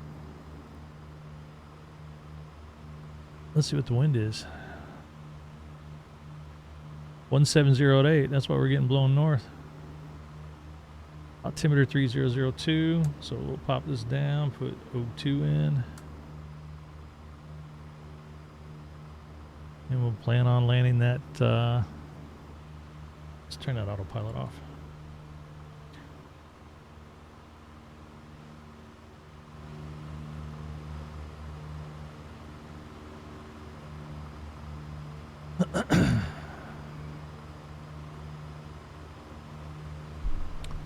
We'll land on the southwest runway.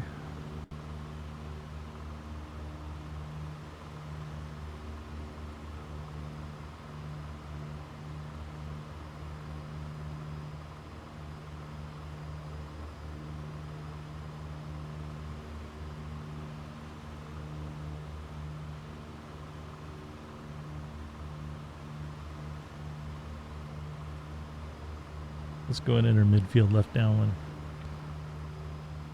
That's what we're gonna do. We're gonna go enter midfield left downwind.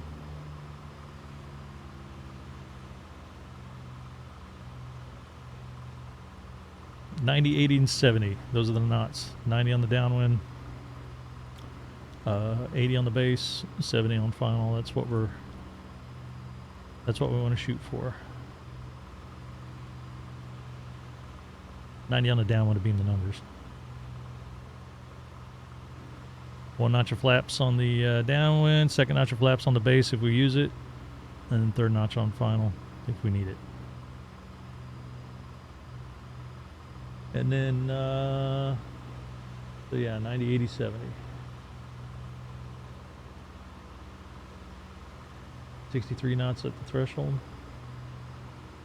That's for full flaps.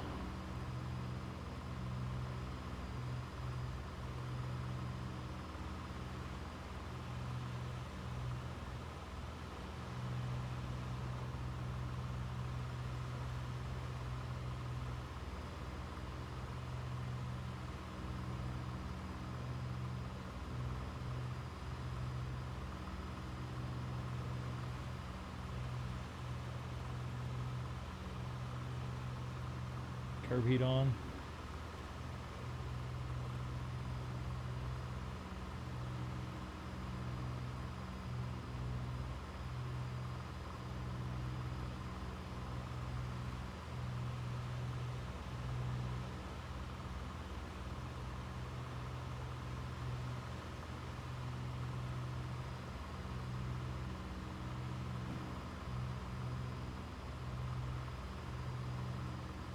I could have just entered on the base, but I want to fly the pattern. If we were talking to a tower, they would probably tell us to enter left base. Ooh.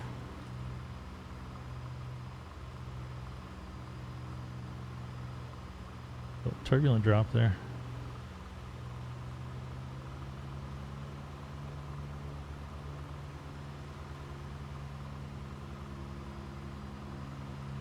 It's going to be a series of turns here.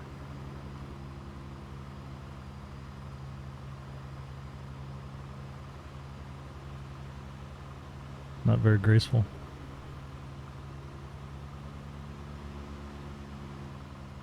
I'm low.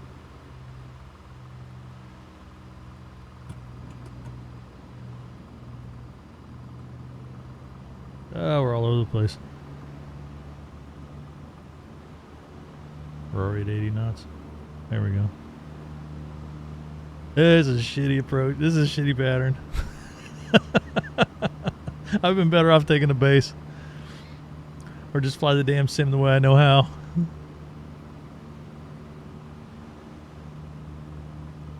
Let's see if we can get it recovered. Alright, come on. We're just going to keep the 1 notch because we've got the crosswind. And we're low enough.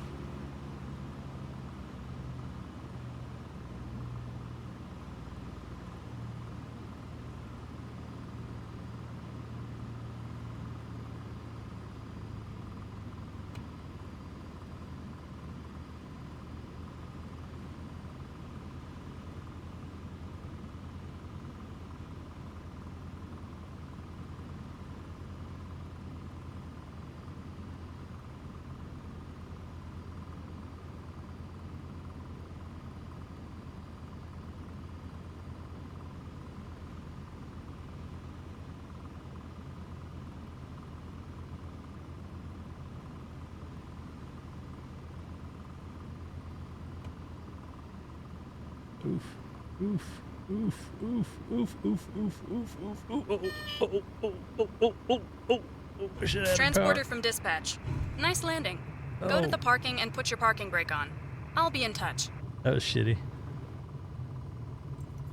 Transporter from dispatch. Clear the runway and taxi to parking.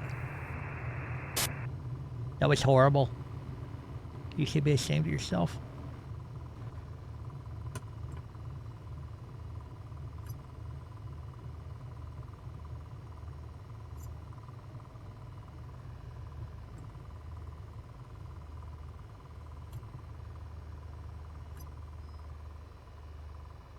I think we go this way.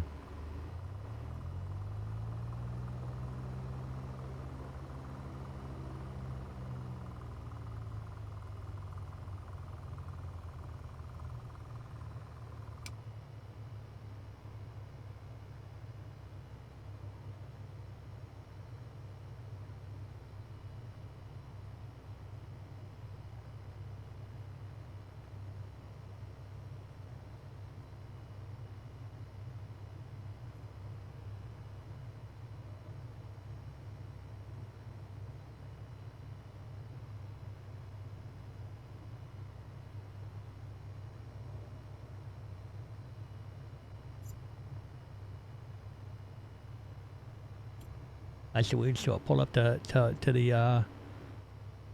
the main ramp there, so we can get the ladder thing come over, let the people off.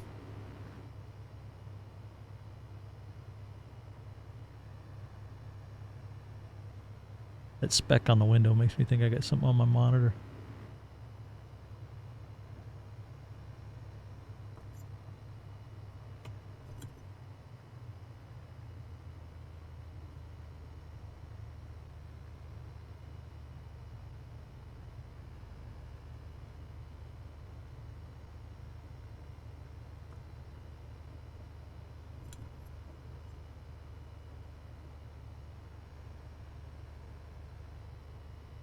I'm just gonna pick a piece of pavement here.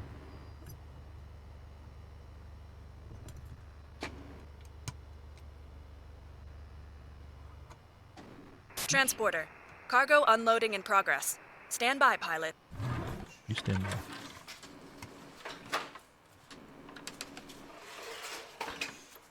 Don't ever hit restart. I did that once. Ruined my flight.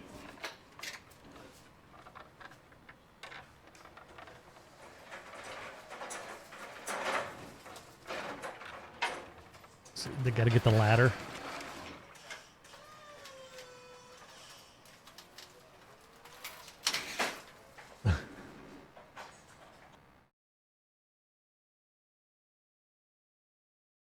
Transporter, the cargo has been delivered. Nice work. Have a nice day. Nice work. Everything is on board.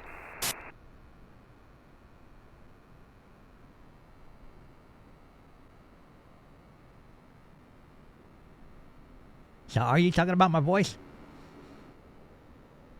That's Melvin.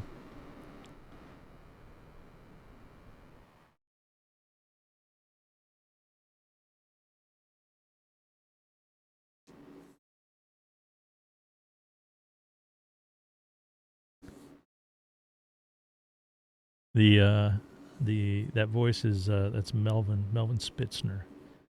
If you look at my on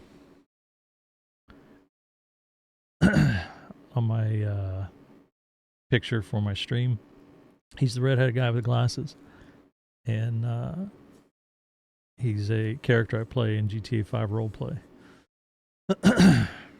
And then you probably wouldn't appreciate it, but the other character behind him is Florian, who is German, although I don't speak German. I fake an American cheesy Hollywood German accent in the spirit of Craig Ferguson, Late Show, when they used to do imitations of Kraftwerk.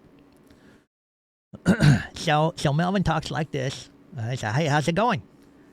I run I run my own cab company. Melvin Sandy Express, anywhere in the city, $100. And then there's Florian. Hello, my name is Florian Klaus. I am from Günzburg, Germany. I am here visiting your country. So, Florian is a take on Kraftwerk a little bit like that. So, he says things like, "Do you like my car? It's small and black, like my heart."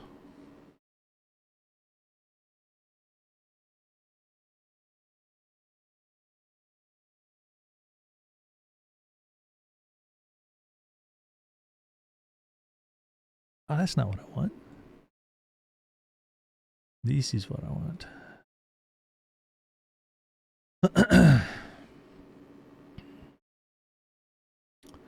Maybe we make another one and then we crack a Coke. Now, you being from Austria, you probably can't appreciate. Where's it at? Here we go. On how much I appreciate this. You have to be an American to be able to appreciate what I'm holding in my hand. Now, to you it may look like a normal bottle of Coke. Well, first of all, Cokes in glass bottles are rare now. It's a rarity.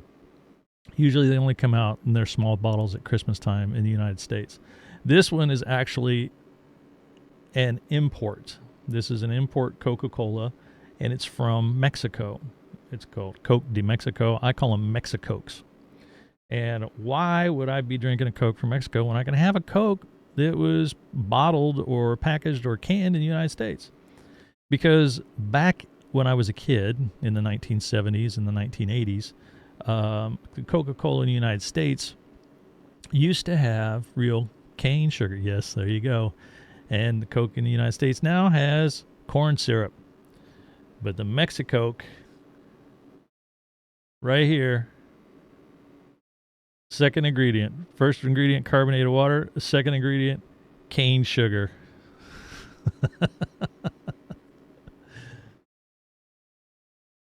I mean, you know, it's okay. You know, the Coke from the it'll do. You know, it's still better, generally better than Pepsi. But this is just, it's like kind of a, like I said, it's, you know, it's a throwback to when I was a kid. You know, the taste of.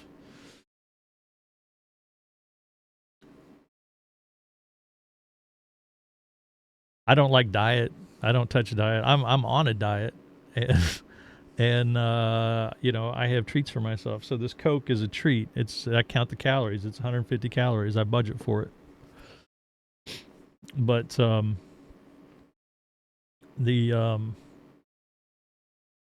yeah, it just tastes better, and it tastes like my childhood.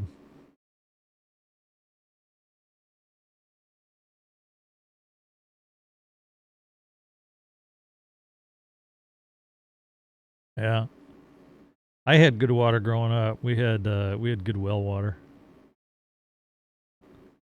My wife's family out where their house is, they've got well water, and it's a deep well with sandy soil, so it's really really soft water, and it's good.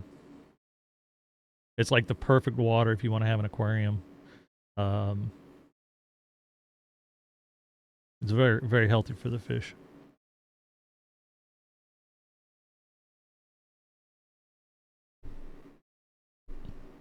A little bit of water from my melted ice. Ugh, it tastes like shit. All right, here we go. Gonna crack it.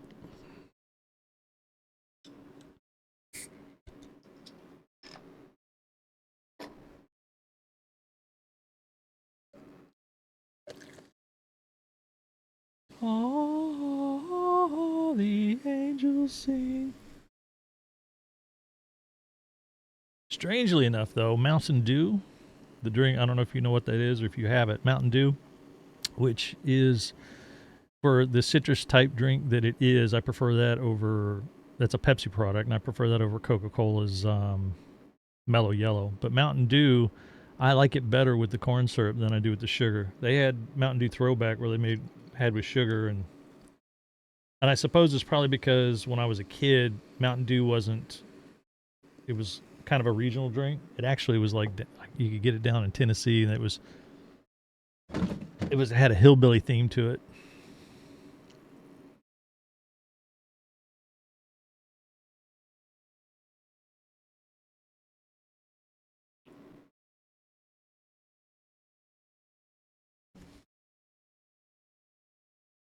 Yeah, exactly.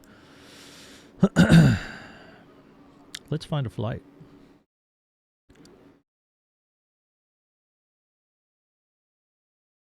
Yes. Yeah, what your mom made for you. 100%, dude. Like, I had, my mom used to make, because, I mean, she ate it when she was young, too, but, and this will, most people will retch if you talk about it, but like a peanut butter and mayonnaise sandwich. There's peanut butter and jelly, but peanut butter and mayonnaise. And people go, it's horrible. So try it. And then they try it, and I was like, yeah, it's not bad. But I mean, it's got the protein, it's got the, it's got the fat, and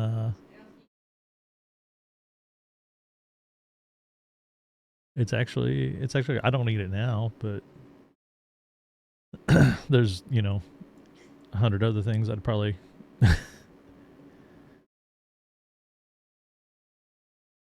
My mom used to make growing up, like she would have like a weekend dinner, Sunday dinner, or something like that, and she'd make a little salad with some iceberg lettuce, and but for salad dressing, she just takes some mayonnaise and ketchup, mix it together, throw it on there. It actually wasn't bad.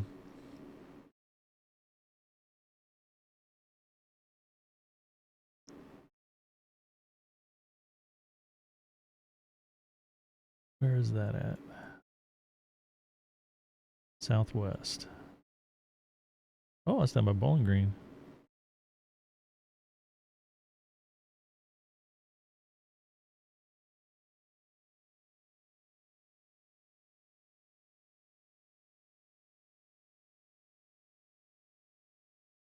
Oh yeah.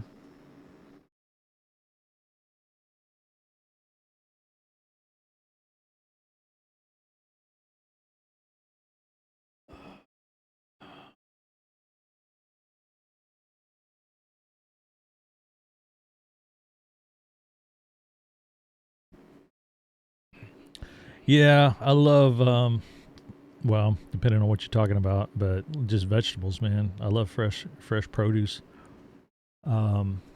you know, we get the local, some of the local farms and stuff that farm families, you know, they'll have the kids do the gardens and stuff, and we got, you know, we'll have the little farm truck will come because I live in a town, little suburb, and you know they'll come and they'll have a lot they'll park on, they'll set up with the truck and a tent and everything, and have their fresh vegetables out. The tomatoes, man, love fresh tomatoes, especially yellow tomatoes.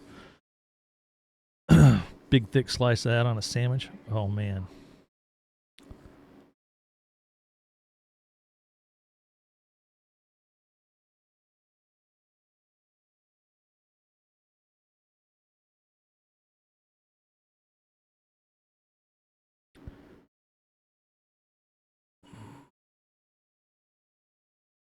What was it? 3 people, weight 582.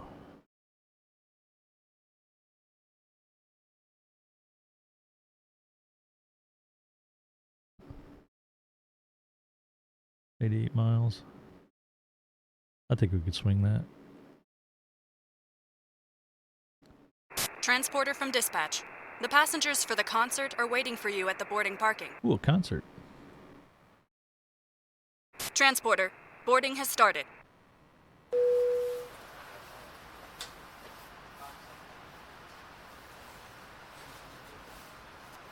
Listen for the dog.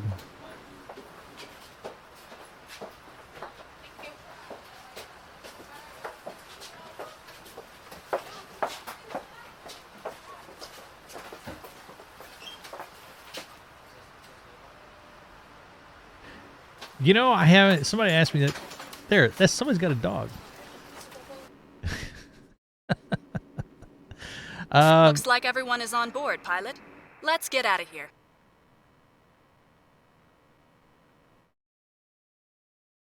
No, I actually haven't done any of those yet. I don't think I haven't done anything like that. I've just been doing straight up flights.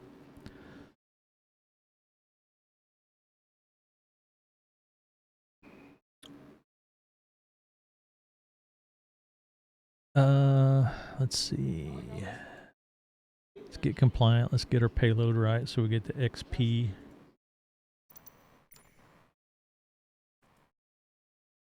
So let's see if we make this 170. Make this 170. What does that give us?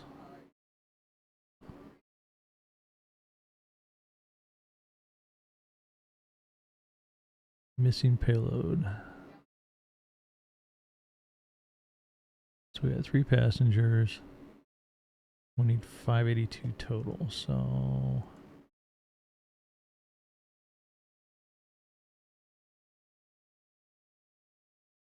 we need another 72 pounds.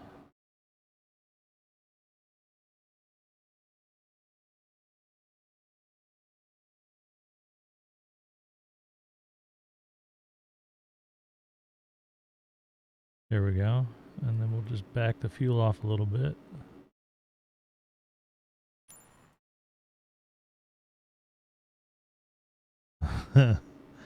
Heavy as shit.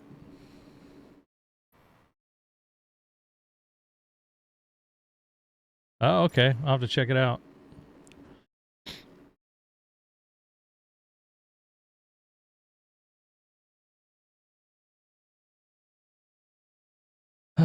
Let's get... We're going Glasgow. I think it's what it is, isn't it? Yeah, Glasgow. GLW. Golf Lima Whiskey. Uh-oh, what's this? Moderate ice. It's probably up at the flight levels. My eyes can't see very well.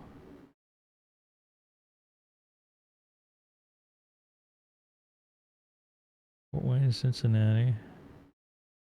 What's the altitude? Oh, yeah. Freezing level, between freezing level and flight level 230. What's the freezing level? Freezing level 8,000 to 12. Ooh. It's going to get cold.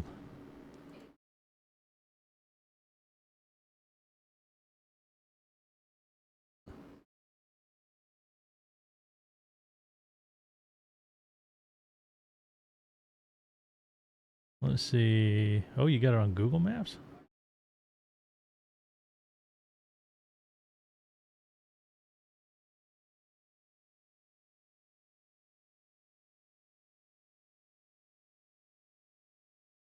Let's see. Let me copy that.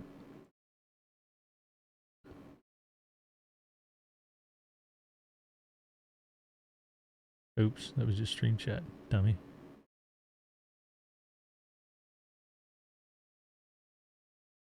I want to copy the text. There we go.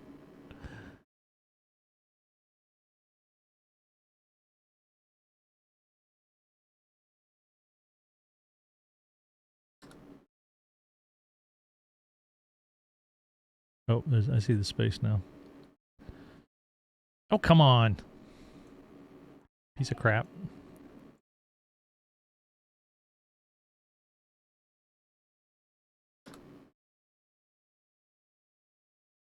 I screwed it up. Let me try that again.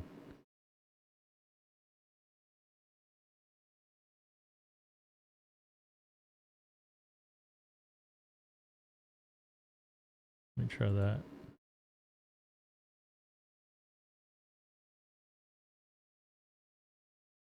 Copy.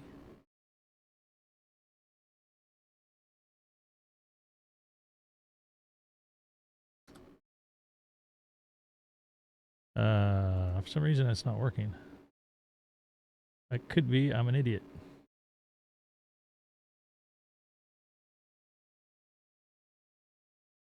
Let's see. The weather over here, that's clear. I think we can go VFR the whole way. And not that we have any nav aids. I mean, we got one over here, but we're just going to go straight and we're going to do some, we'll go low level and we're going to do some VFR navigation.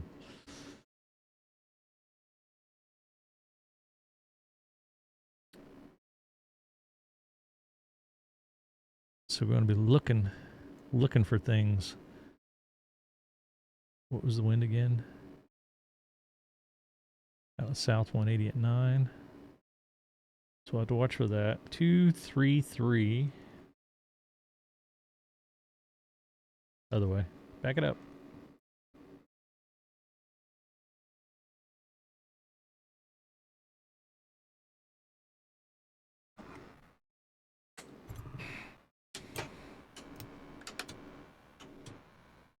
I'm not going to go through everything. Everything looks good from where I'm sitting. Taxi to the runway and take off. We know it's good, right?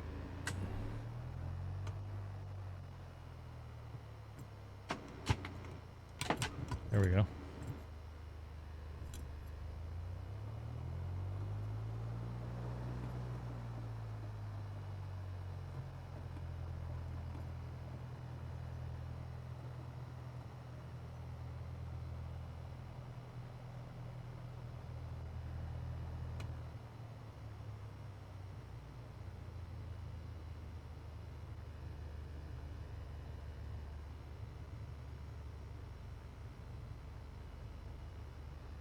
Do you play Truck Sim?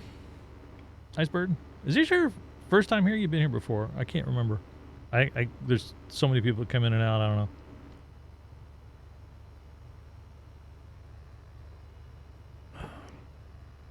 So no driving. You're European, man. You guys love The Sims.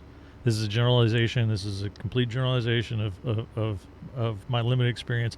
But it seems like folks in Europe love the sim games. They love Truck Sim. They love Flight Sim. They love Farm Sim.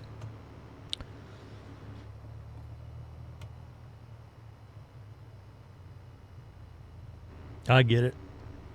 Time is the big thing. Boat Sim.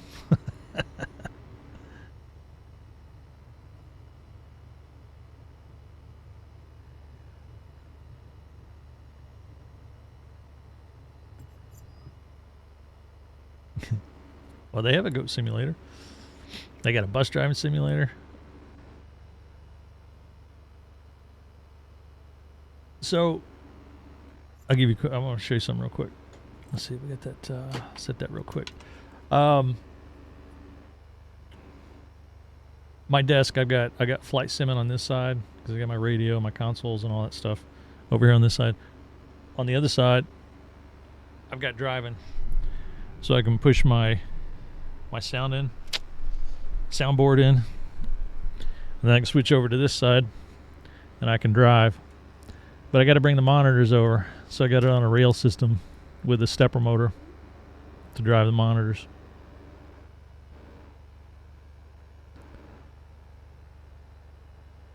And it motors across, and then when it gets in the right spot, then I start driving.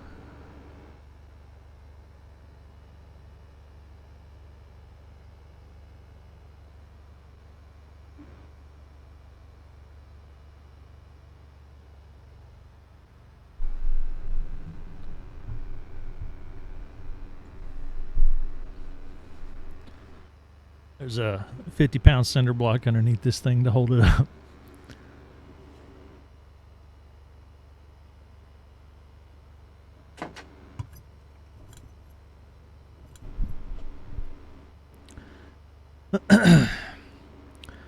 This desk used to be a single place right in the middle, but I got tired of swapping everything out. And when I tore this desk apart to move it, I took the drawers out of it. I'm like, this thing's big enough for 2 places. So that's where I came up with it and then evolved it. You know, eventually, like, I need a rail system, so I got rails. I was like, it'd be great if I had a stepper motor and a screwball or, you know, system and set that up. So I mounted that and then hooked it up to it, and then Arduino and control and all that other stuff.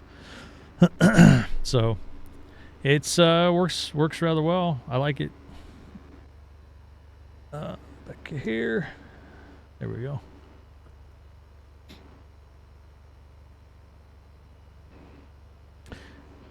Yeah, you know, I was thinking about this because, you know, computer chairs, this chair's okay. It's comfortable back-wise and everything else, but I've added padding to it. It's got padded arms that I added to it. I sit on a pad because it's kind of hard. But, you know, because of the swivel and, you know, they can rock or move with the wheels and stuff. Of course, I'm on carpet, so that helps prevent it. But what I was thinking was an automotive chair, you know, a car chair, basically, would probably work real well for flying and driving, you know, a real car seat, because it's like, you know, you get in a car, you can drive for quite a while, depending on the comfort of the seat. You know, I've thought about going out to the pull apart place and seeing what I could find.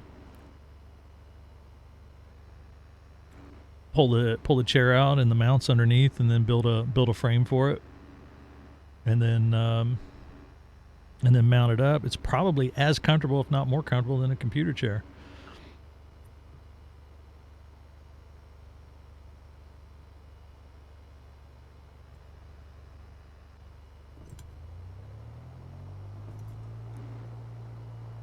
And what I was wondering was, you know, could you get a comfortable car seat for less than what a high quality computer chair, gaming chair costs? The chair I've got is one of the Secret Labs Titans, and they're not cheap, and they're not getting any cheaper. But they're sturdy as fuck, and they'll last forever. Pardon my language. We'll take it from here.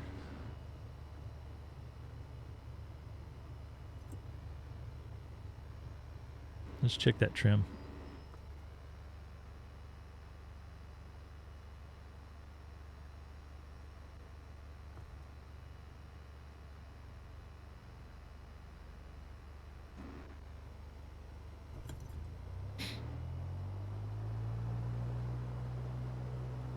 Look at that windsock.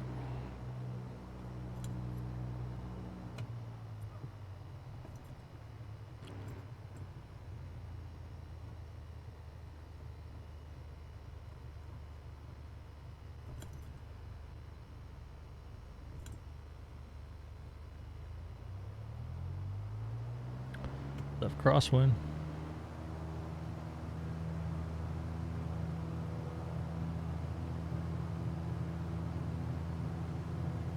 Ooh, ooh. Feels like a gust.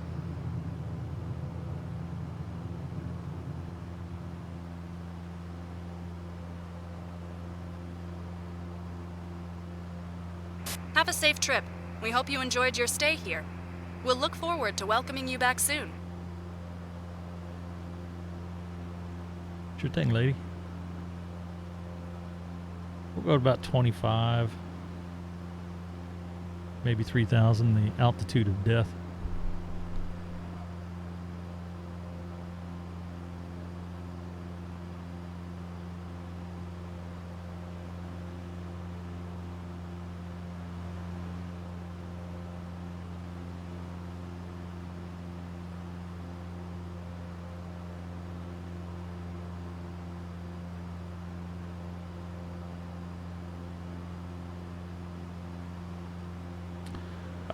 Don't have one around. I'd have to, like, most of those boneyards and stuff for the airplanes are, and I mean, you know, you can shop for stuff on eBay, even dead old airplane parts. People know, they know us flight simmers will pay money and stuff.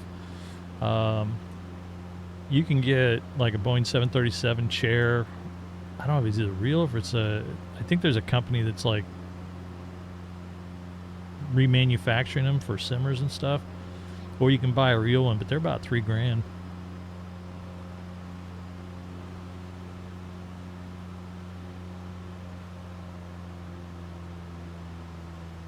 3,000 US, give or take.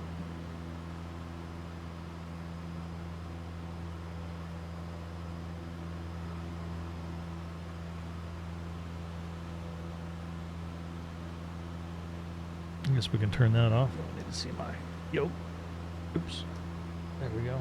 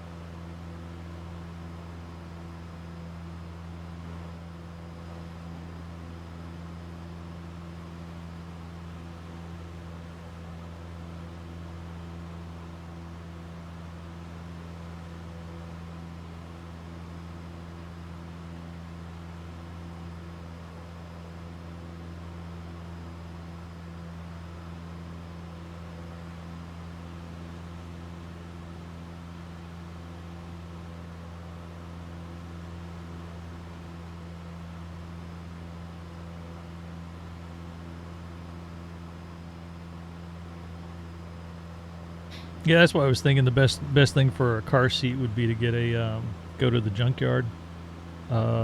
We've got these places that are called like pull apart, where you can go out and, you know, if you need a headlight for a certain car or something, you can like pull it off the car yourself. Sometimes they take some items out, you know, and they'll have them on shelves and stuff. But of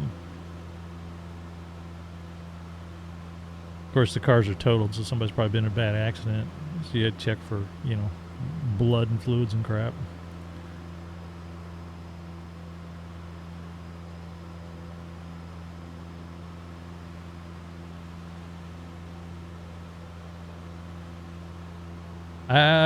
Not. I've thought about that too. Yeah, like a real truck chair. Again, those are, anything to do with a truck is more expensive than a car. But you can take, I mean, if you need to jack it up a little bit, you can take a car seat, you know, because you're going to be building basically a frame underneath it.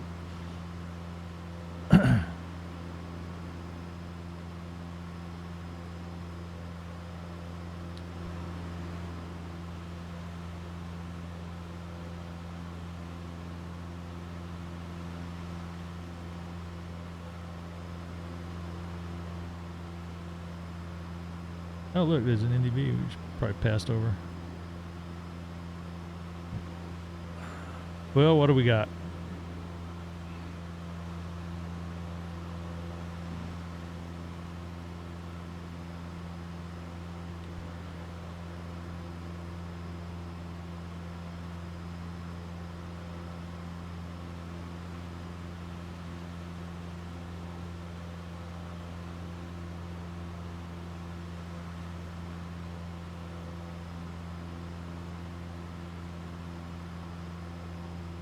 So what I'm looking for is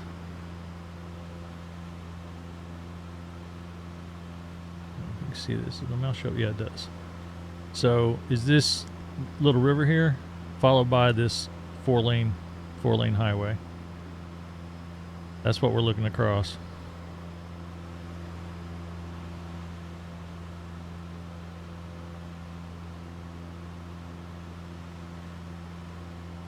Oops. Oh, that'll work.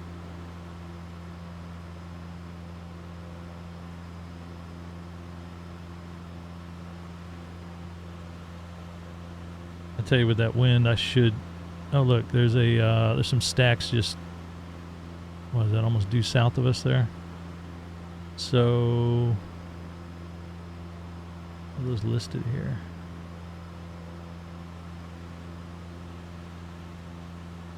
I don't see any stacks.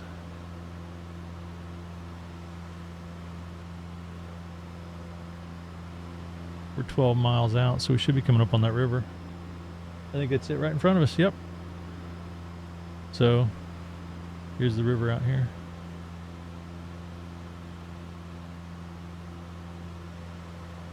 I'm going to cut this in a little bit.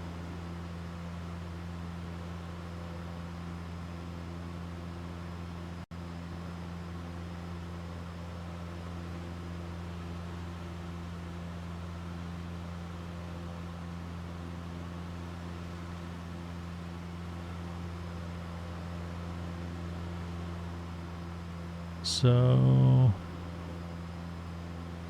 I wonder if that's the stacks right there. Right here.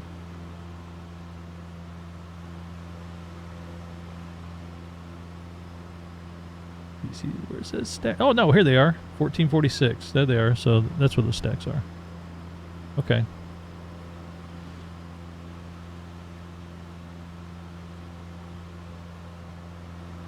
Now the question is which loop in the river are we? It looks like this is this one right here. So we're north, of course.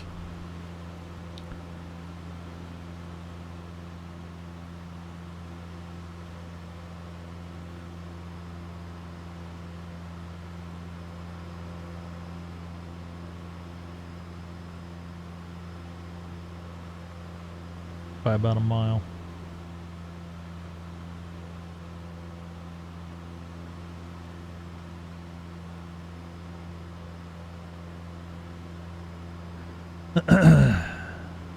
How old are you? Can a person ask? I just turned 55.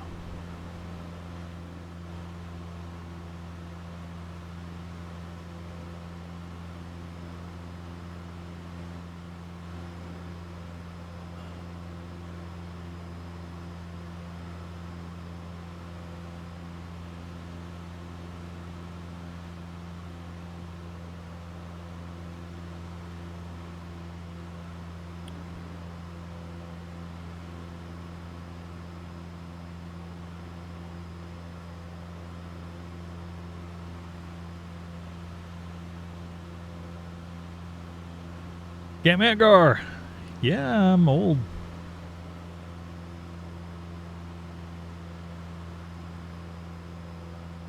Old and jaded.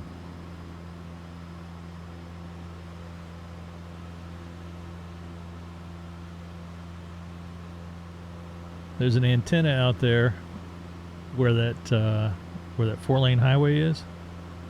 And if we cross right over that antenna where that 4-lane highway is, we can find it, then we'll be right on course.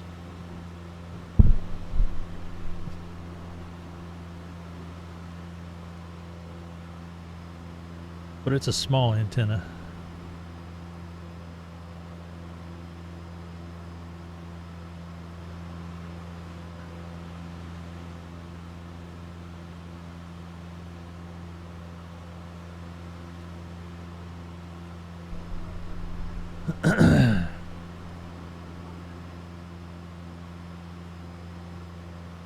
Oh, 69. Okay, so you're just a little bit younger than me. Yeah.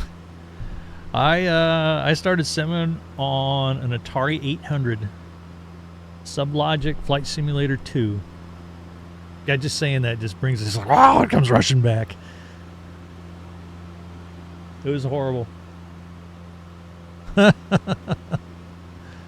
Commodore 64, there you go. Yep, you're the enemy. The rivalry.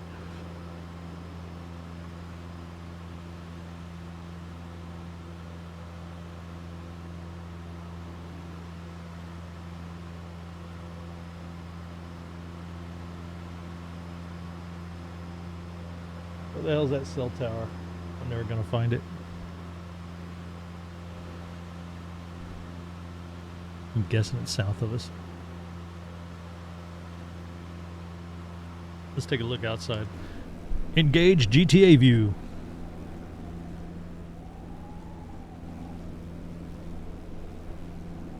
Oh, there it is. Right here.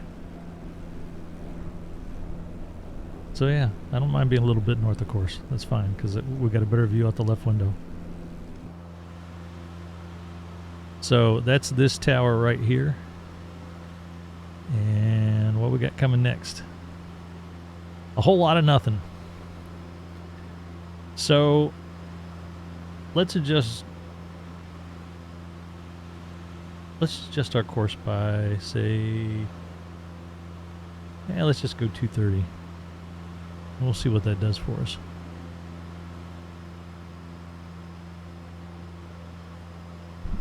I'd had to dig the E6B out from underneath my table here. I don't remember how to do the wind calculations.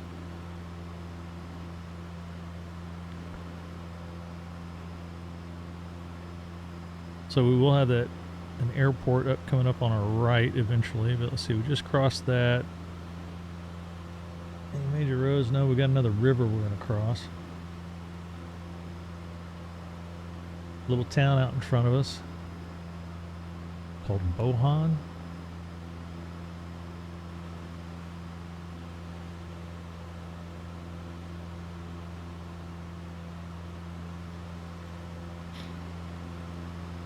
That's here. Was that Harrodsburg there?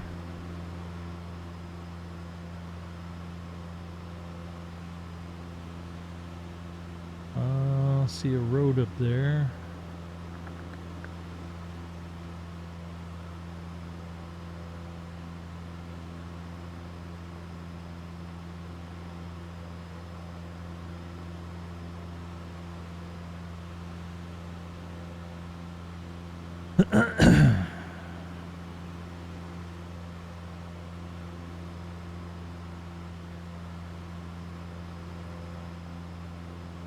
We could check.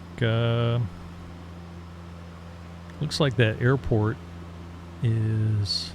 We'll tune in that New Hope VOR 113.95. 113.95. Let's identify it.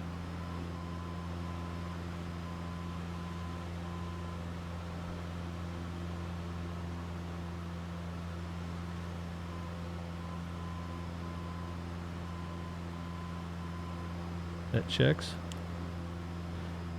And then we'll tune in the 090 radial. Actually, let's go to the yeah, let's do the 90.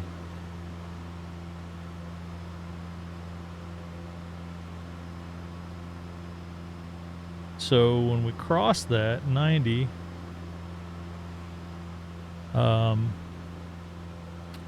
be a beam where that airport Springfield is.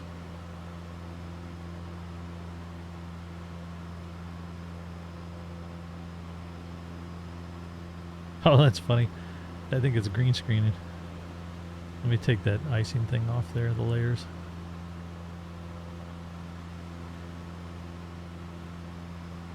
Those look gray instead of yellow.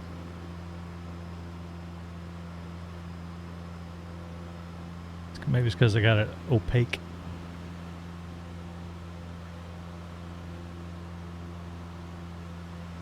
Hold your heading, dummy. God, we're screaming down here.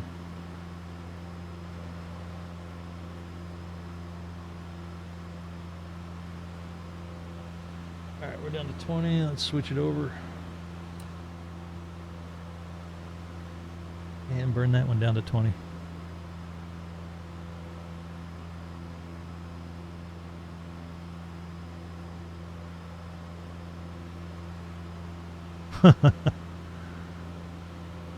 I've down over the years, I've played with different Atari emulators. Load them up. My first experience with the Atari computer was the Atari 800, not the XL, but the 800. I had an 800 XL, but was my uncle's, and he worked for a company that sold learning tools to schools and stuff, SRA and some other ones. And so they issued him a computer because he was setting these schools up in Ohio. We'd go over and visit, and he had his computer, and of course there was all kinds of, just little goofy games and stuff that I played. But one of the killers was they had a store there in town, and he knew the guy, and the guy let him borrow the cartridge, and it was the game Star Raiders, the original Star Raiders on the Atari 800. Tiny little ROM, amazing game. It's still kind of fun to play. It's challenging.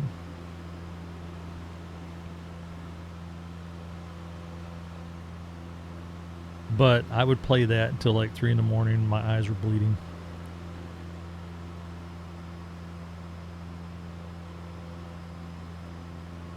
Jawbreaker is another good game. It was a Pac-Man clone. Could be said arguably better than Pac-Man. Yep, more golf courses. Oh, look. Cow pastures and golf courses. Maybe horse pastures. We're in Kentucky. Frogger, yeah.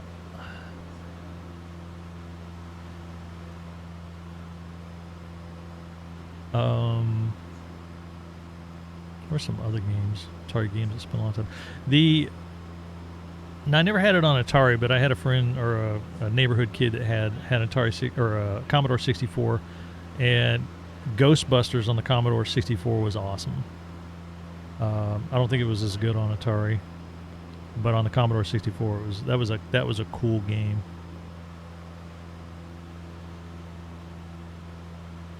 Winter summer games, kill the joysticks. Yeah. I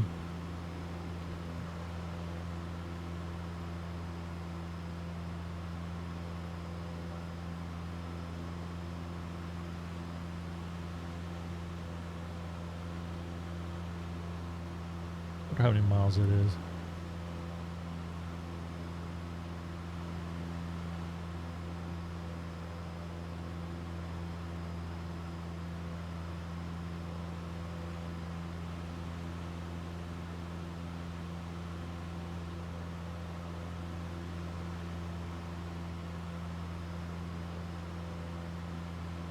There's no cheap PS on this plane, although there is, but it's not like the TomTom. Oh, good song. Generation X, baby. I know you know this song.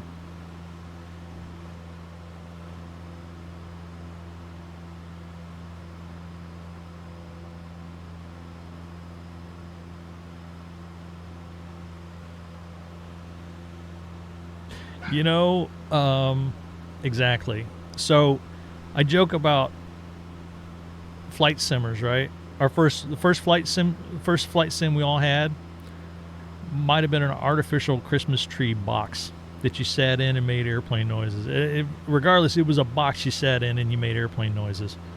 That was our first simulator. And the old games, like even the old 8-bit games like the Atari and the Commodore, I've got a book of the Atari art, because one of the greatest things about Atari was the marketing, the box marketing, the pictures on the box. It captured your attention and then seeded your imagination. Star Raiders had an awesome. Their artwork was awesome. I'm just gonna see if I can pull that out.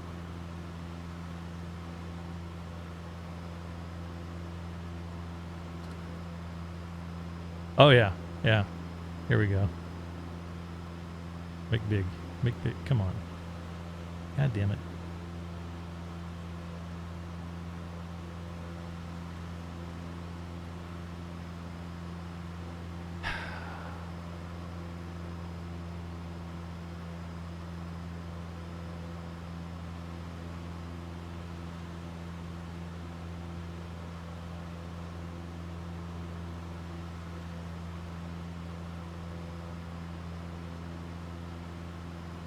So, let's see. Can I pop it out? Could download it. That's a 400 there. That membrane keyboard. There it is, the Atari 800. Oh, looks like an IBM Selectric. It is wonderful.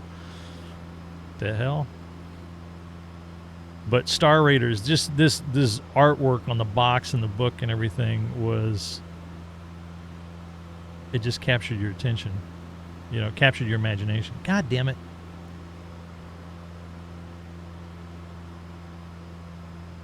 I know I'm off course.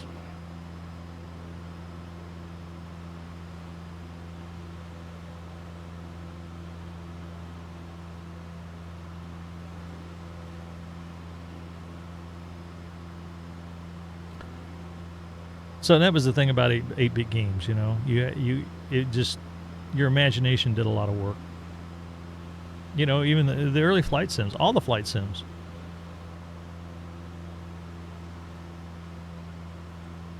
I remember Flight Sim 5. I think I'd started my career because that was Mallard. Mallard did that one. And I had started my career. I just finished college. I've been out for a year. I was hired by the FAA. I'm a retired air traffic controller, by the way. And I was out at the academy.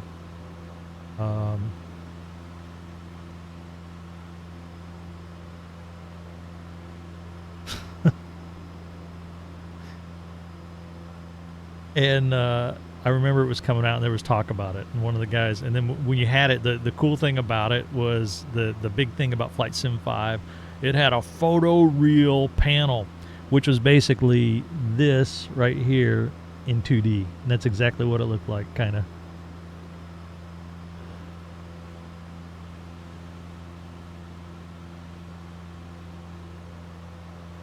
Oh yeah, like what was it, Flight Sim 98?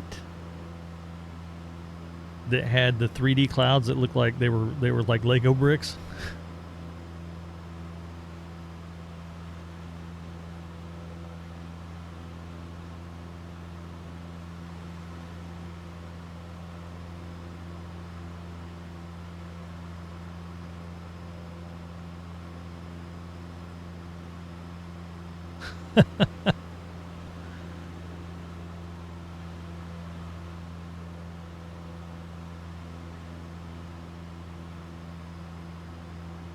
We got some hills out there in front of us.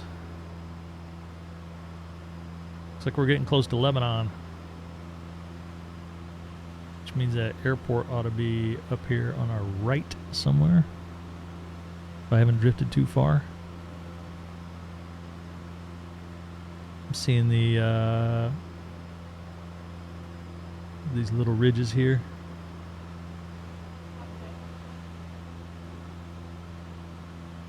I think it's Lebanon right off our nose over there. And then the airport would be a little bit to the right. The radial's coming in.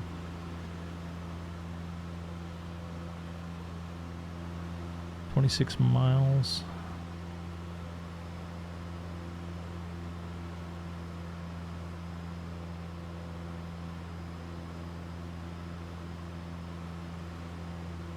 It's possible I could be further north than what I think I am.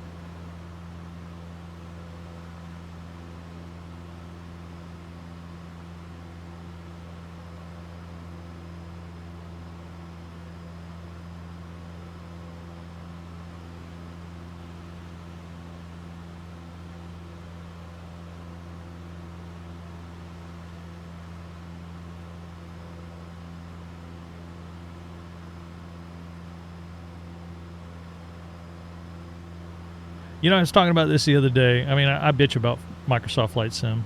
I mean, because, you know, I'm stuck up. I'm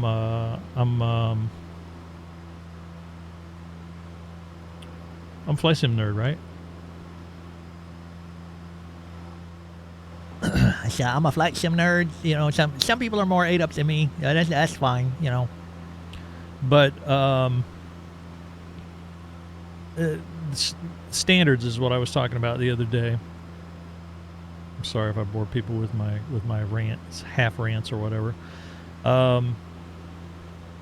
But I would expect, right? You get a new flight simulator come out that's got new buzzers, bells, and whistles. What's it got? It's got photoreal scenery. No shit, yeah. And when it snows, when it's cold, there's snow on the ground on the trees. That's really cool. That looks really neat. Yeah. You know, you can see your house. You can see where your house is and stuff, and where grandma's farm is and everything. That's really cool. Yes, it is. But, all right, we're at the 90. You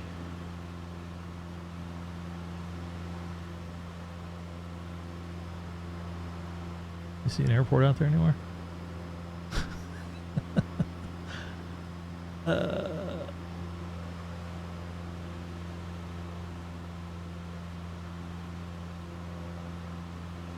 There it is. There's that airport. I got it now. So, hey, we're pretty much on course then. Hot damn. We're doing well. Our VFR navigation is doing what it's supposed to do.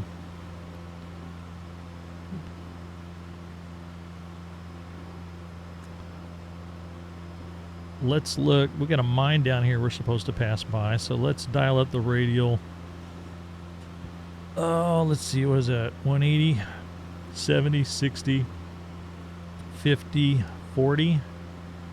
Yeah, 140. So let's dial up 140, and then when we cross that radial, we should be a beam, a mine off our right, or we should be able to see it. So anyway, what I was saying was, you know, for what Microsoft Flight Simulator has, you know, even the skies, you know, is really cool. Clouds for the most part. But when they drop some standard things that were in all the other previous flight sims, there's no reason for them not to include it. The database is out there. Hell, they have a database of it, at least to get started with Flight Sim 10. Plus, the information is out there on, if nothing else, I know that the United States is published, and it's probably published worldwide. And it is, because guess who did it? We Love VFR did it. And what am I talking about? I'm talking about towers. I'm talking about cell towers. I'm talking about radio antennas. I'm talking about stacks, obstructions to flight. Why would you not include that? Why would that not come out of the box? It's so simple. It's a database.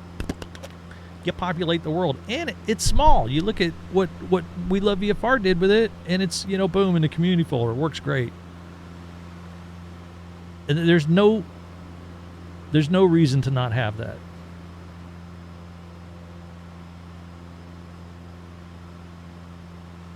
I am ranting.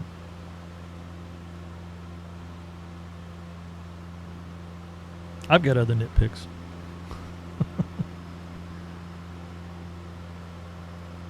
All right, so I'm not from this area. I mean, I'm kind of from the Midwest. This is Kentucky. I've been in Kentucky. This actually isn't bad, these trees through here, because it's a hilly area. They appear to be most, you know, there's a mix of trees, some conifers, you know, your pine trees and such, which is what you get up, you know, in the hills and things. The problem is you go down to the Smoky Mountains where the Appalachian Mountains are, which are, you know, they're only about 8,000 feet. But up in the higher you go in elevation, the more pine trees and such you have, you know, and they hardly have any down there that are depicted. I don't know what it's. I have to. Where I'm at, it's not. There's a mix of trees, but it's not pine trees everywhere. But when it first came out, I don't know if they've done any adjustment to it or not, but there was like pine trees everywhere. There are too many trees though, in neighborhoods in the town overall. That's just a nitpick though. My other nitpick is the taxiway lights.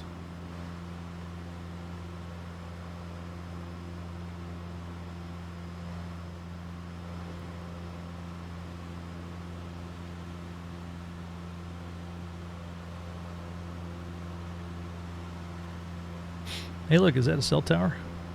That is a cell tower. We are crossing an isogonic line right now. Well, actually, maybe not, because maybe it's that cell tower.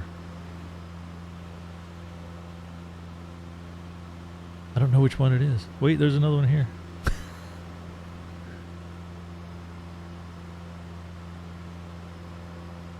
Unless that's at mine. What's our, no. Is that another mine?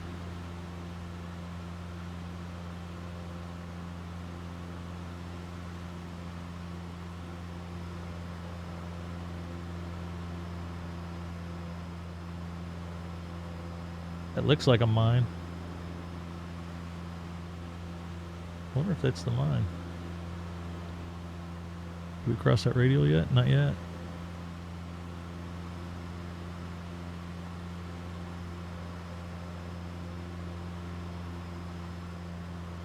Maybe there's another one.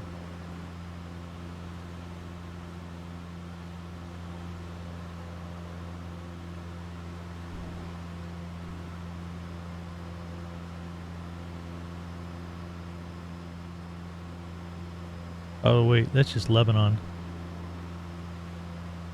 We just passed Lebanon, so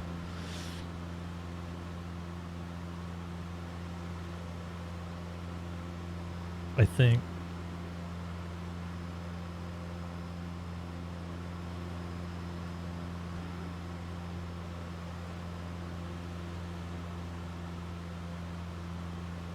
yeah, so we're still up here.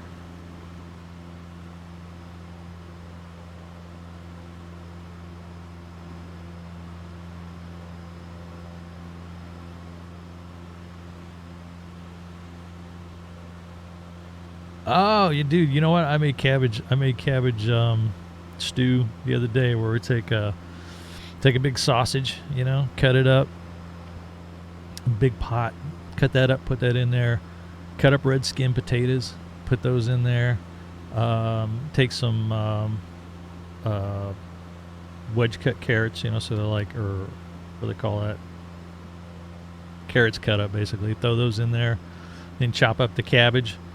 Throw it in there, you know, fill the thing about half full of water, maybe 2/3, salt it good, and put it on the boil for about an hour so that cabbage cooks down. Oh, man. Get you going, too, man. Move your bowels.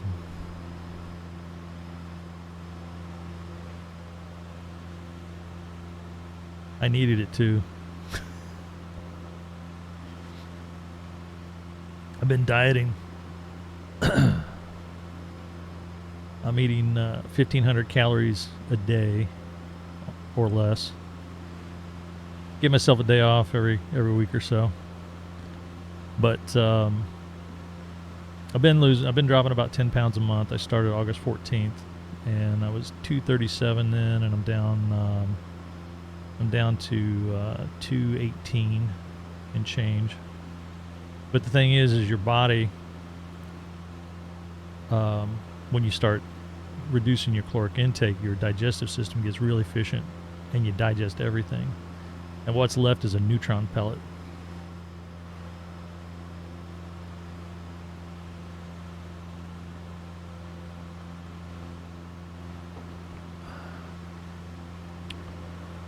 My goal is to get down under 200 again. Lose 40 pounds. 4 sacks of potatoes.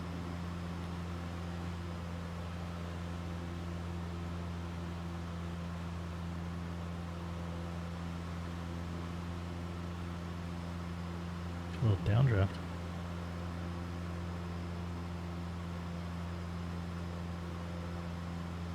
Oh.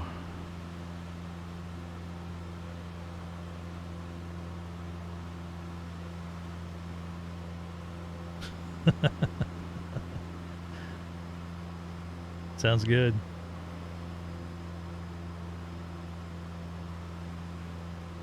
Us old guys talking on the internets about our soups.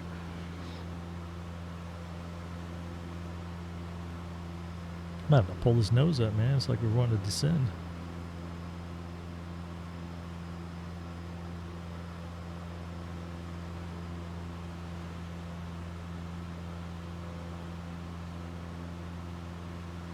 Trim it up.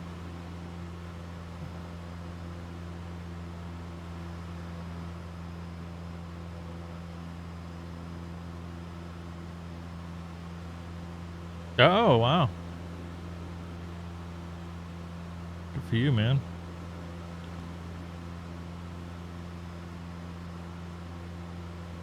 I did this, a buddy and I, guy I worked with, this diet that we're on, it's calorie counting basically, but 1,500 calories. It doesn't matter what you eat. 1,500 calories or less, you will lose weight, guaranteed, if you're a dude.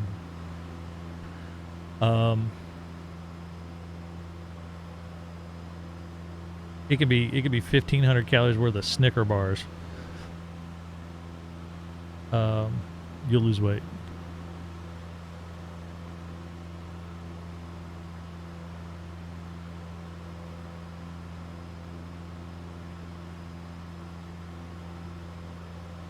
First week or two is the hardest, you know. It's like being an alcoholic, stopping drinking, or a drug user, stopping doing drugs. You know, one day at a time. Sometimes it's 1 hour at a time.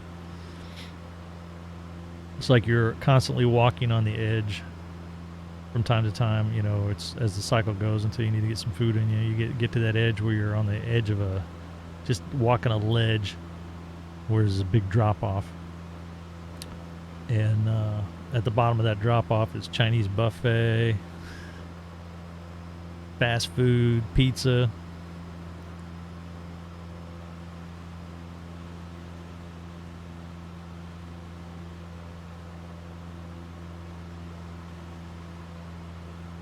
But like I said, I just turned 55, so it's time to reverse it.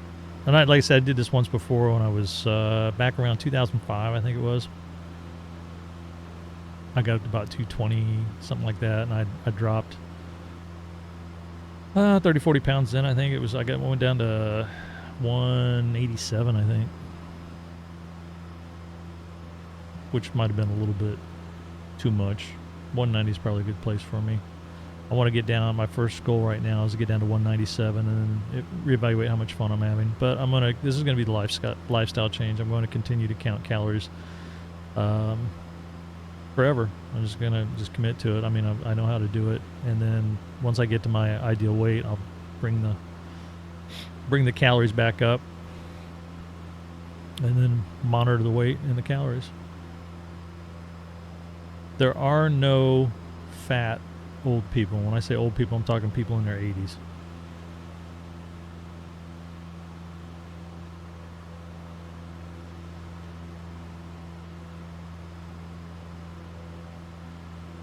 Or there are very few.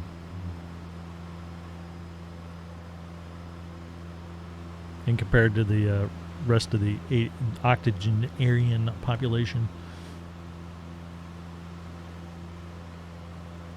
Oh, look, we're coming up on that radial. Getting ready to cross it. And we should have a mine somewhere out here in front of us.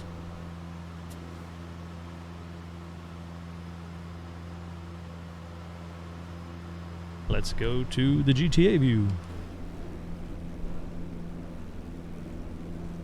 That is it.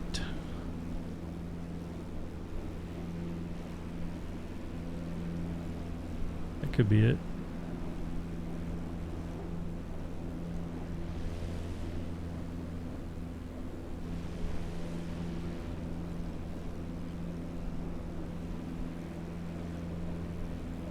It's kind of small though.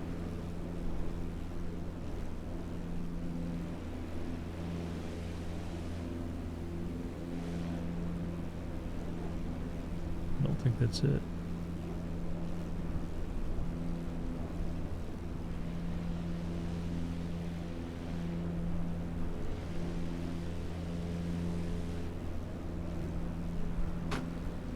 plane.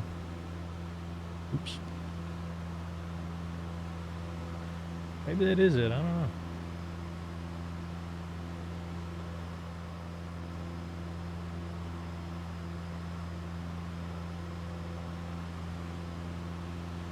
No, it looks like an apartment complex. Uh-oh.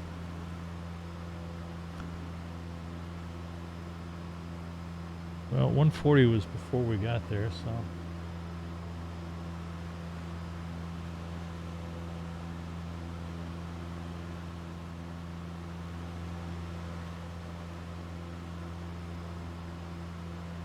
Well, let's see what else we got. We got lakes to the off our left wing. We see the lakes out here, so we're about in the right area. So we got these lakes down here. Can you see that? Yeah.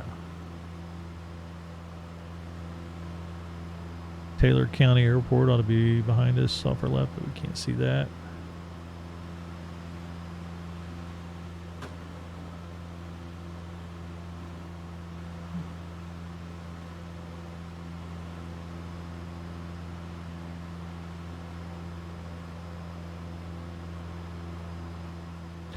Oh well, let's look for the next thing. Little town of Somersville. Let's see, 164. So, what is that, 150? Let's dial up 150. Should be passing over a little burg called Somersville.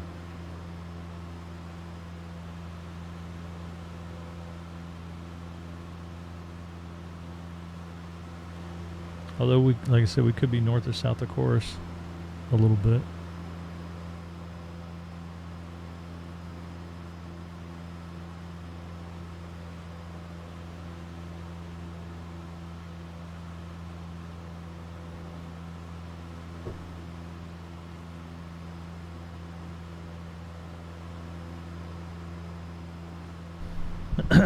Dude, we're currently in the sim of heaven.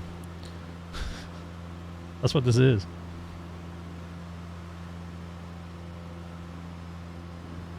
It sims all the way down.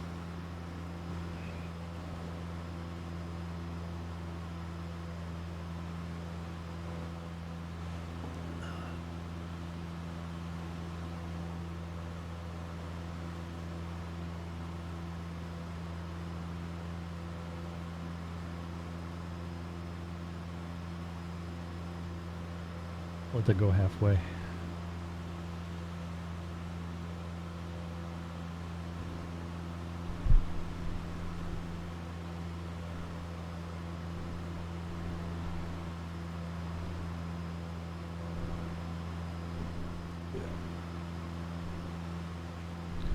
Just farms. Just keep going. We'll cross a big road eventually.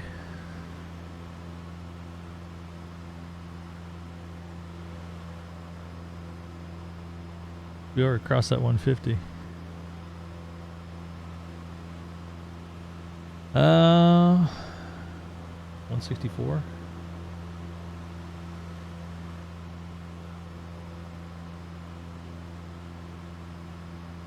So that's whatever airway that is. Victor 513.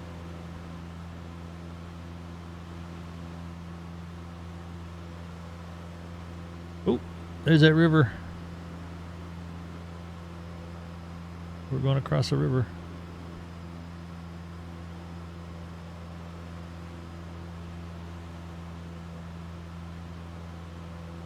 Because Victor 513 is before we get to this river. Should be an antenna up there too.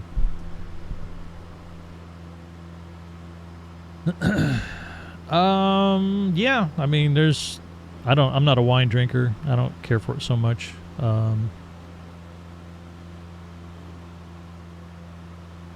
But there are vineyards, yes. I live in Indiana, which is north of here, where I'm flying. Actually, we're over Kentucky right now.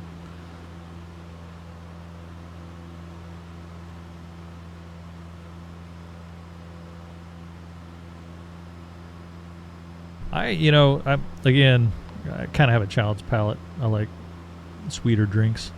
Wine gives me, and certain alcohols give me reflux, so that's why I don't really care for wine so much. But the only wines that I like, again, child's palate, the only wines I've really enjoyed were the Rieslings.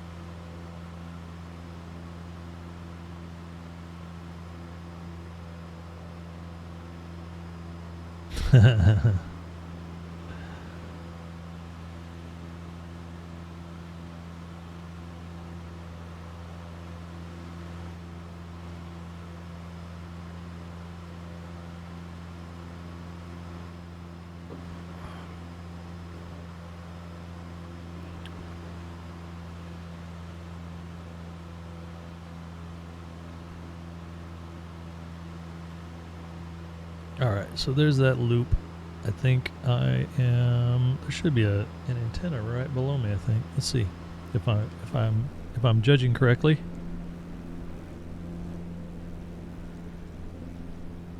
Unless it's over there.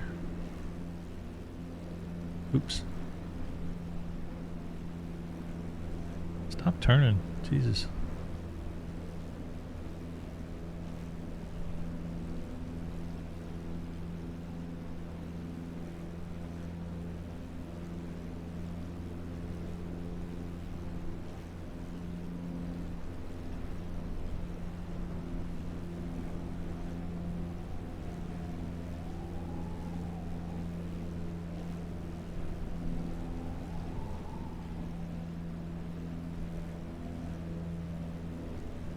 Well, I couldn't see it. But I think I know where I'm at.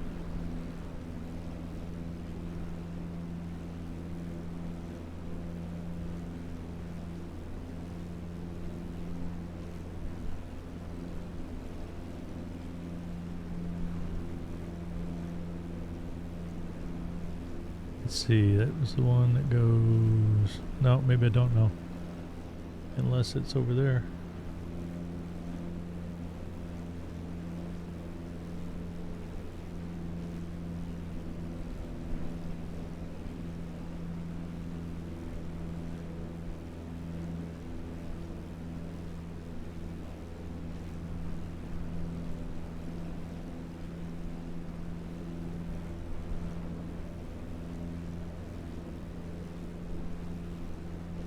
It looks like that could be there. Shit, if that is, then we're right on course.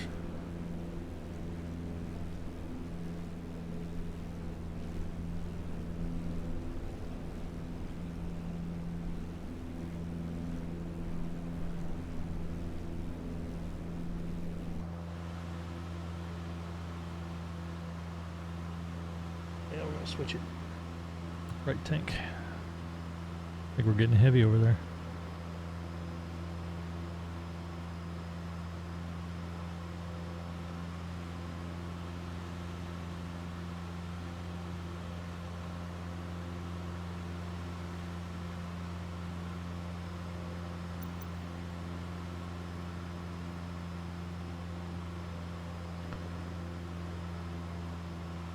I'm going to get the radial off of New Hope for the airport.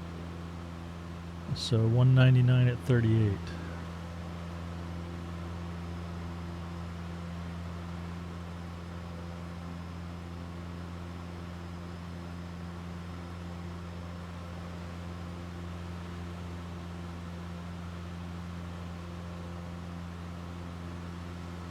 We'll take this away. That back.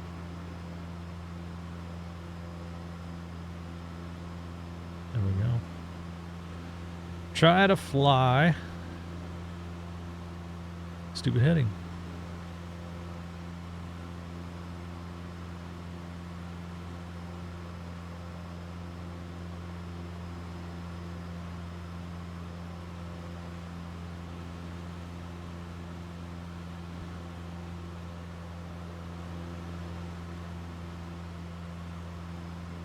can't remember how many miles it was supposed to be again. 30 something.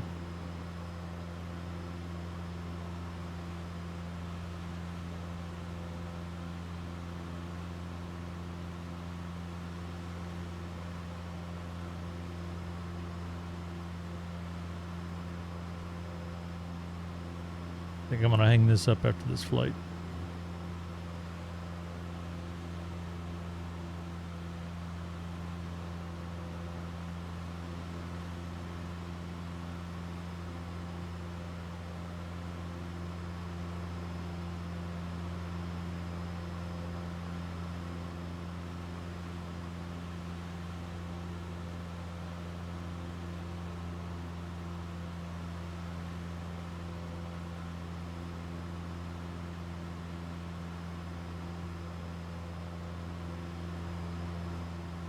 Hey, shit out here, man.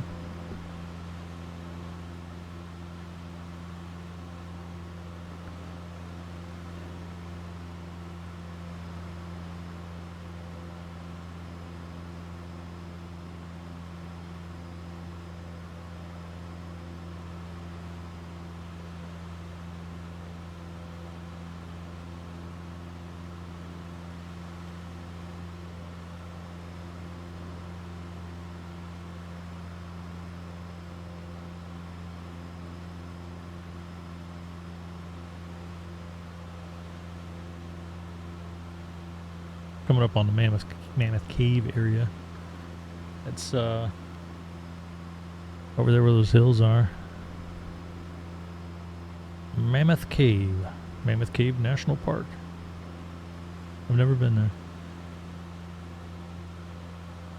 It's like 2 hours away from where I live. Maybe less.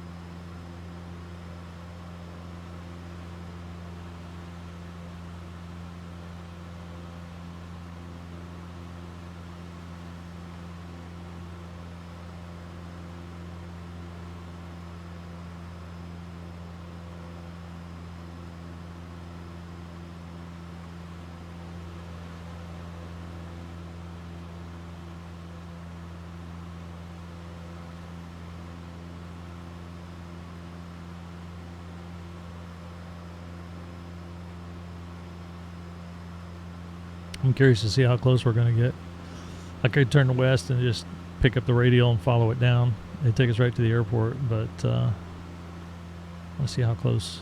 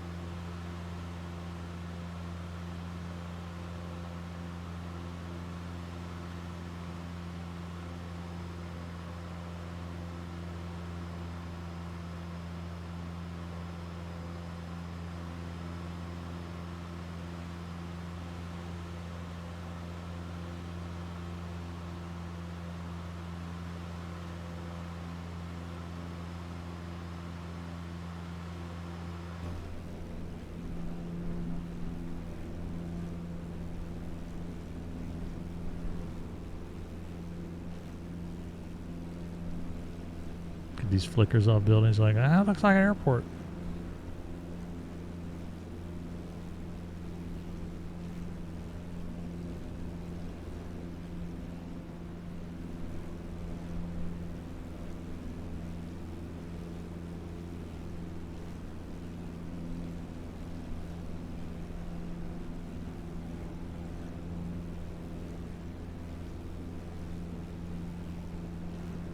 I think I'm further north than where I need to be.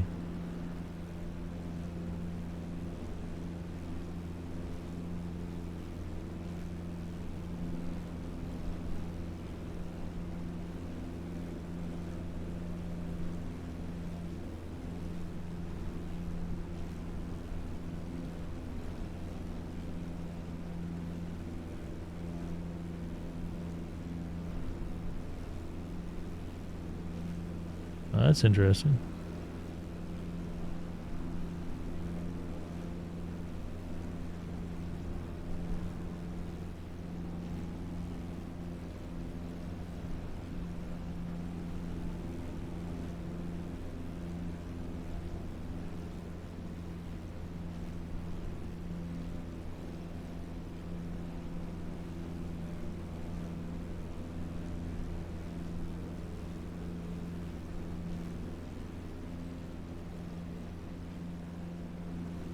Yeah, I think it's one of the, like Horse Cave or Cave City.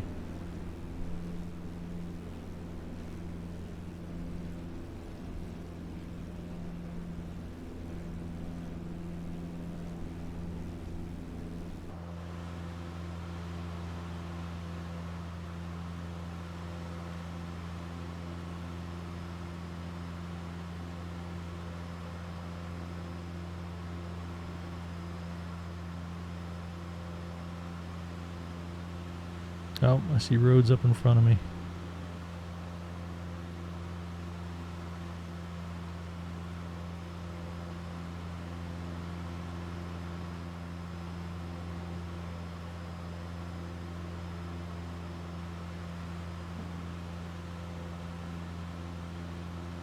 Man, I wonder how far off course I am.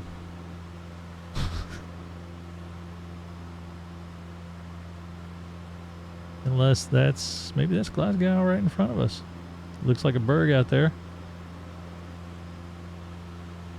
And the road runs right across the north, so the airport should be right off our nose now. If that's Glasgow.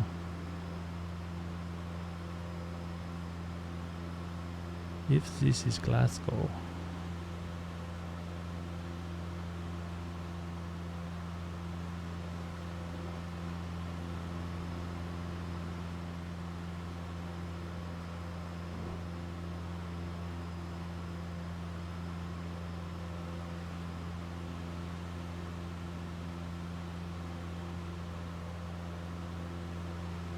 Because the airport is going to bite me. It's going to jump up like a snake. Oh, I see it. We got it. We got the airport. See the little blinkers? Right here.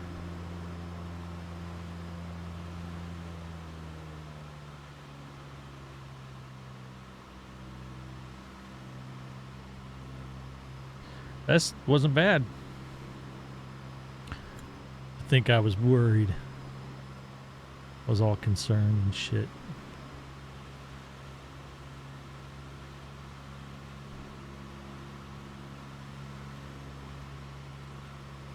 So weather, Glasgow. The weather.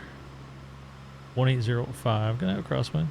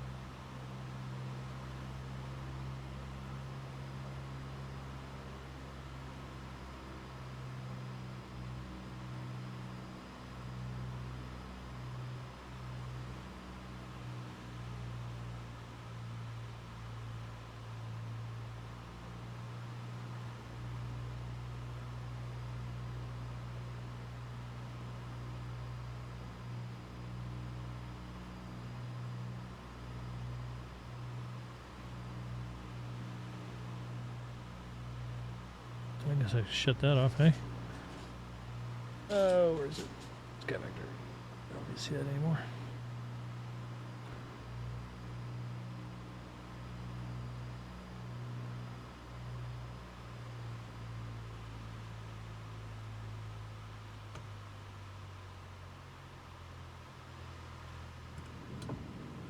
One notch flaps.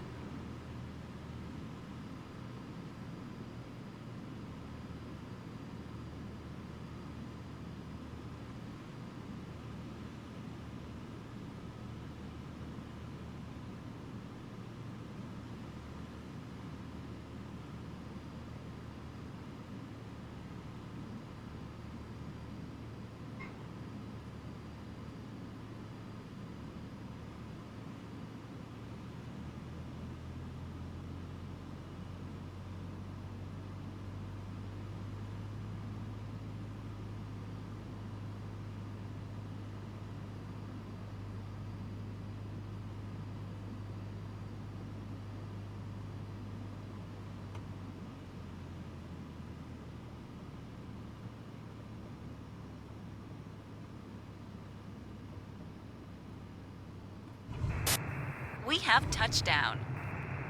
Ugh. Transporter from dispatch. Clear the runway and taxi to Land parking. on the left side of the runway.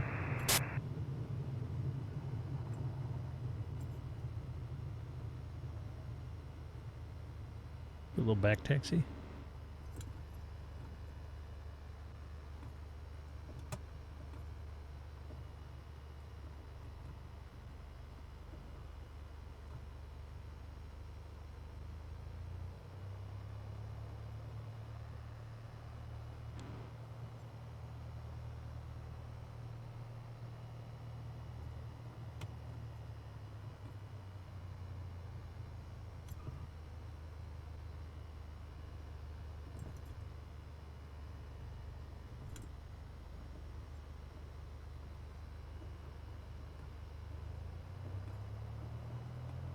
It's down the way here.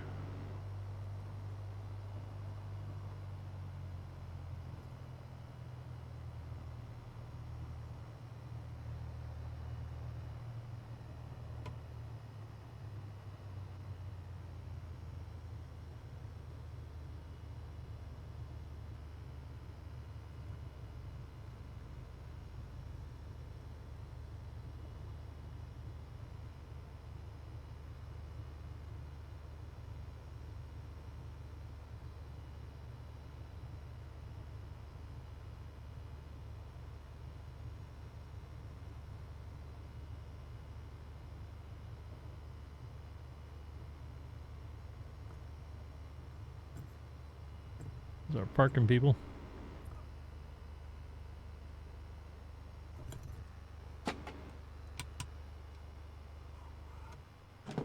Transporter, you can open the doors and begin the disembarkation.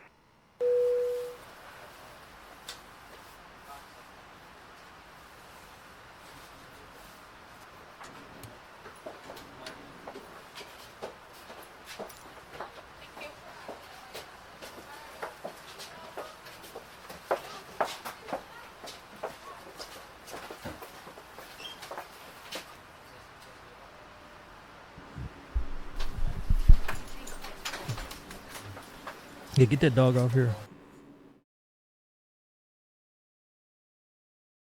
Transporter from dispatch. Disembarkation completed. Thank you. See you soon for another mission.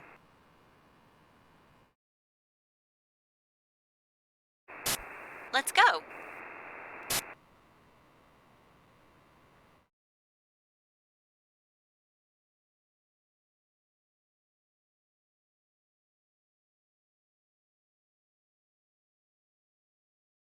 I'm gonna have to do some of those, get the ratings and stuff. I haven't done any of that crap yet. Actually, I was thinking about flying away from the computer. I don't know if I'm gonna need a nap or if I need to probably do some work.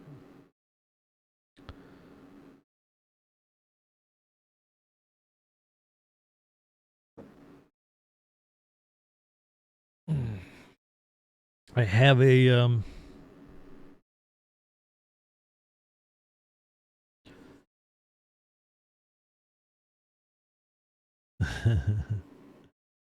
all right, man. Like I said, sometimes I what I want to do, I make things. I made this radio and this MCP and this console and all this stuff. I tinker and I make things, and it is my intention to. I used to stream it when I would make stuff, and it's my intention to maybe try and do more of that. But I've got on the other side of the wall over here, I've got a little shop closet. And okay, somebody mentioned that the other day about the SpadNeck stuff. All my Arduino stuff interfaces with FSU IPC and Lewis scripts. But when I build the hardware and stuff, it's my intention to try and stream that, because a lot of people find it interesting. It's been some of my most successful streams anyway in the past. Give me somebody to talk to while I work on something, or vice versa. But we'll see. I gotta get. It's going pretty well. I got my CNC in there and everything, but I've got a ventilation system that I'm reworking to try and make it quieter.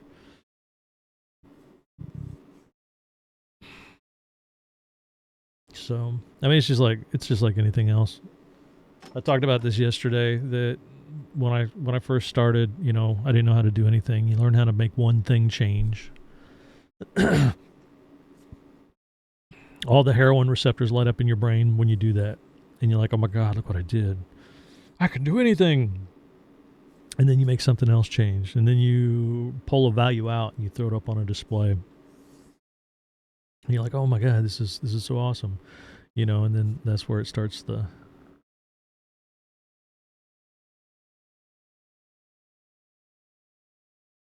She's streaming right now?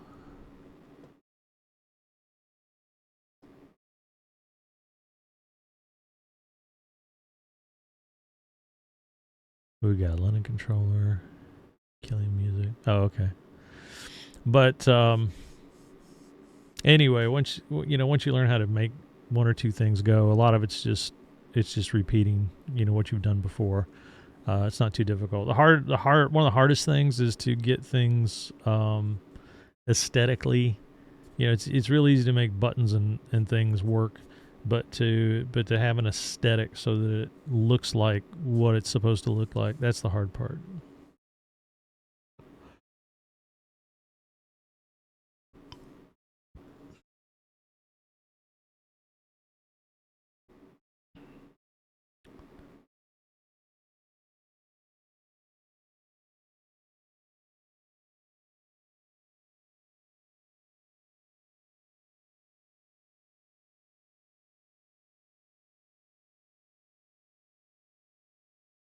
Anybody out there streaming GA?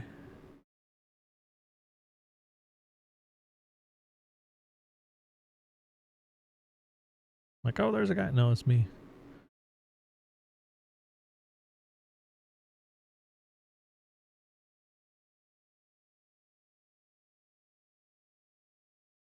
Oh, well.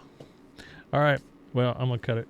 Maybe I'll stream later again if I move the camera over something to the other room, if I start working over there. Who knows? Yeah, I don't know. Maybe I'll stream tomorrow. Who knows? Maybe I won't stream for 3 weeks, because sometimes I do that. That's the way I am. Inconsistent. All right, later.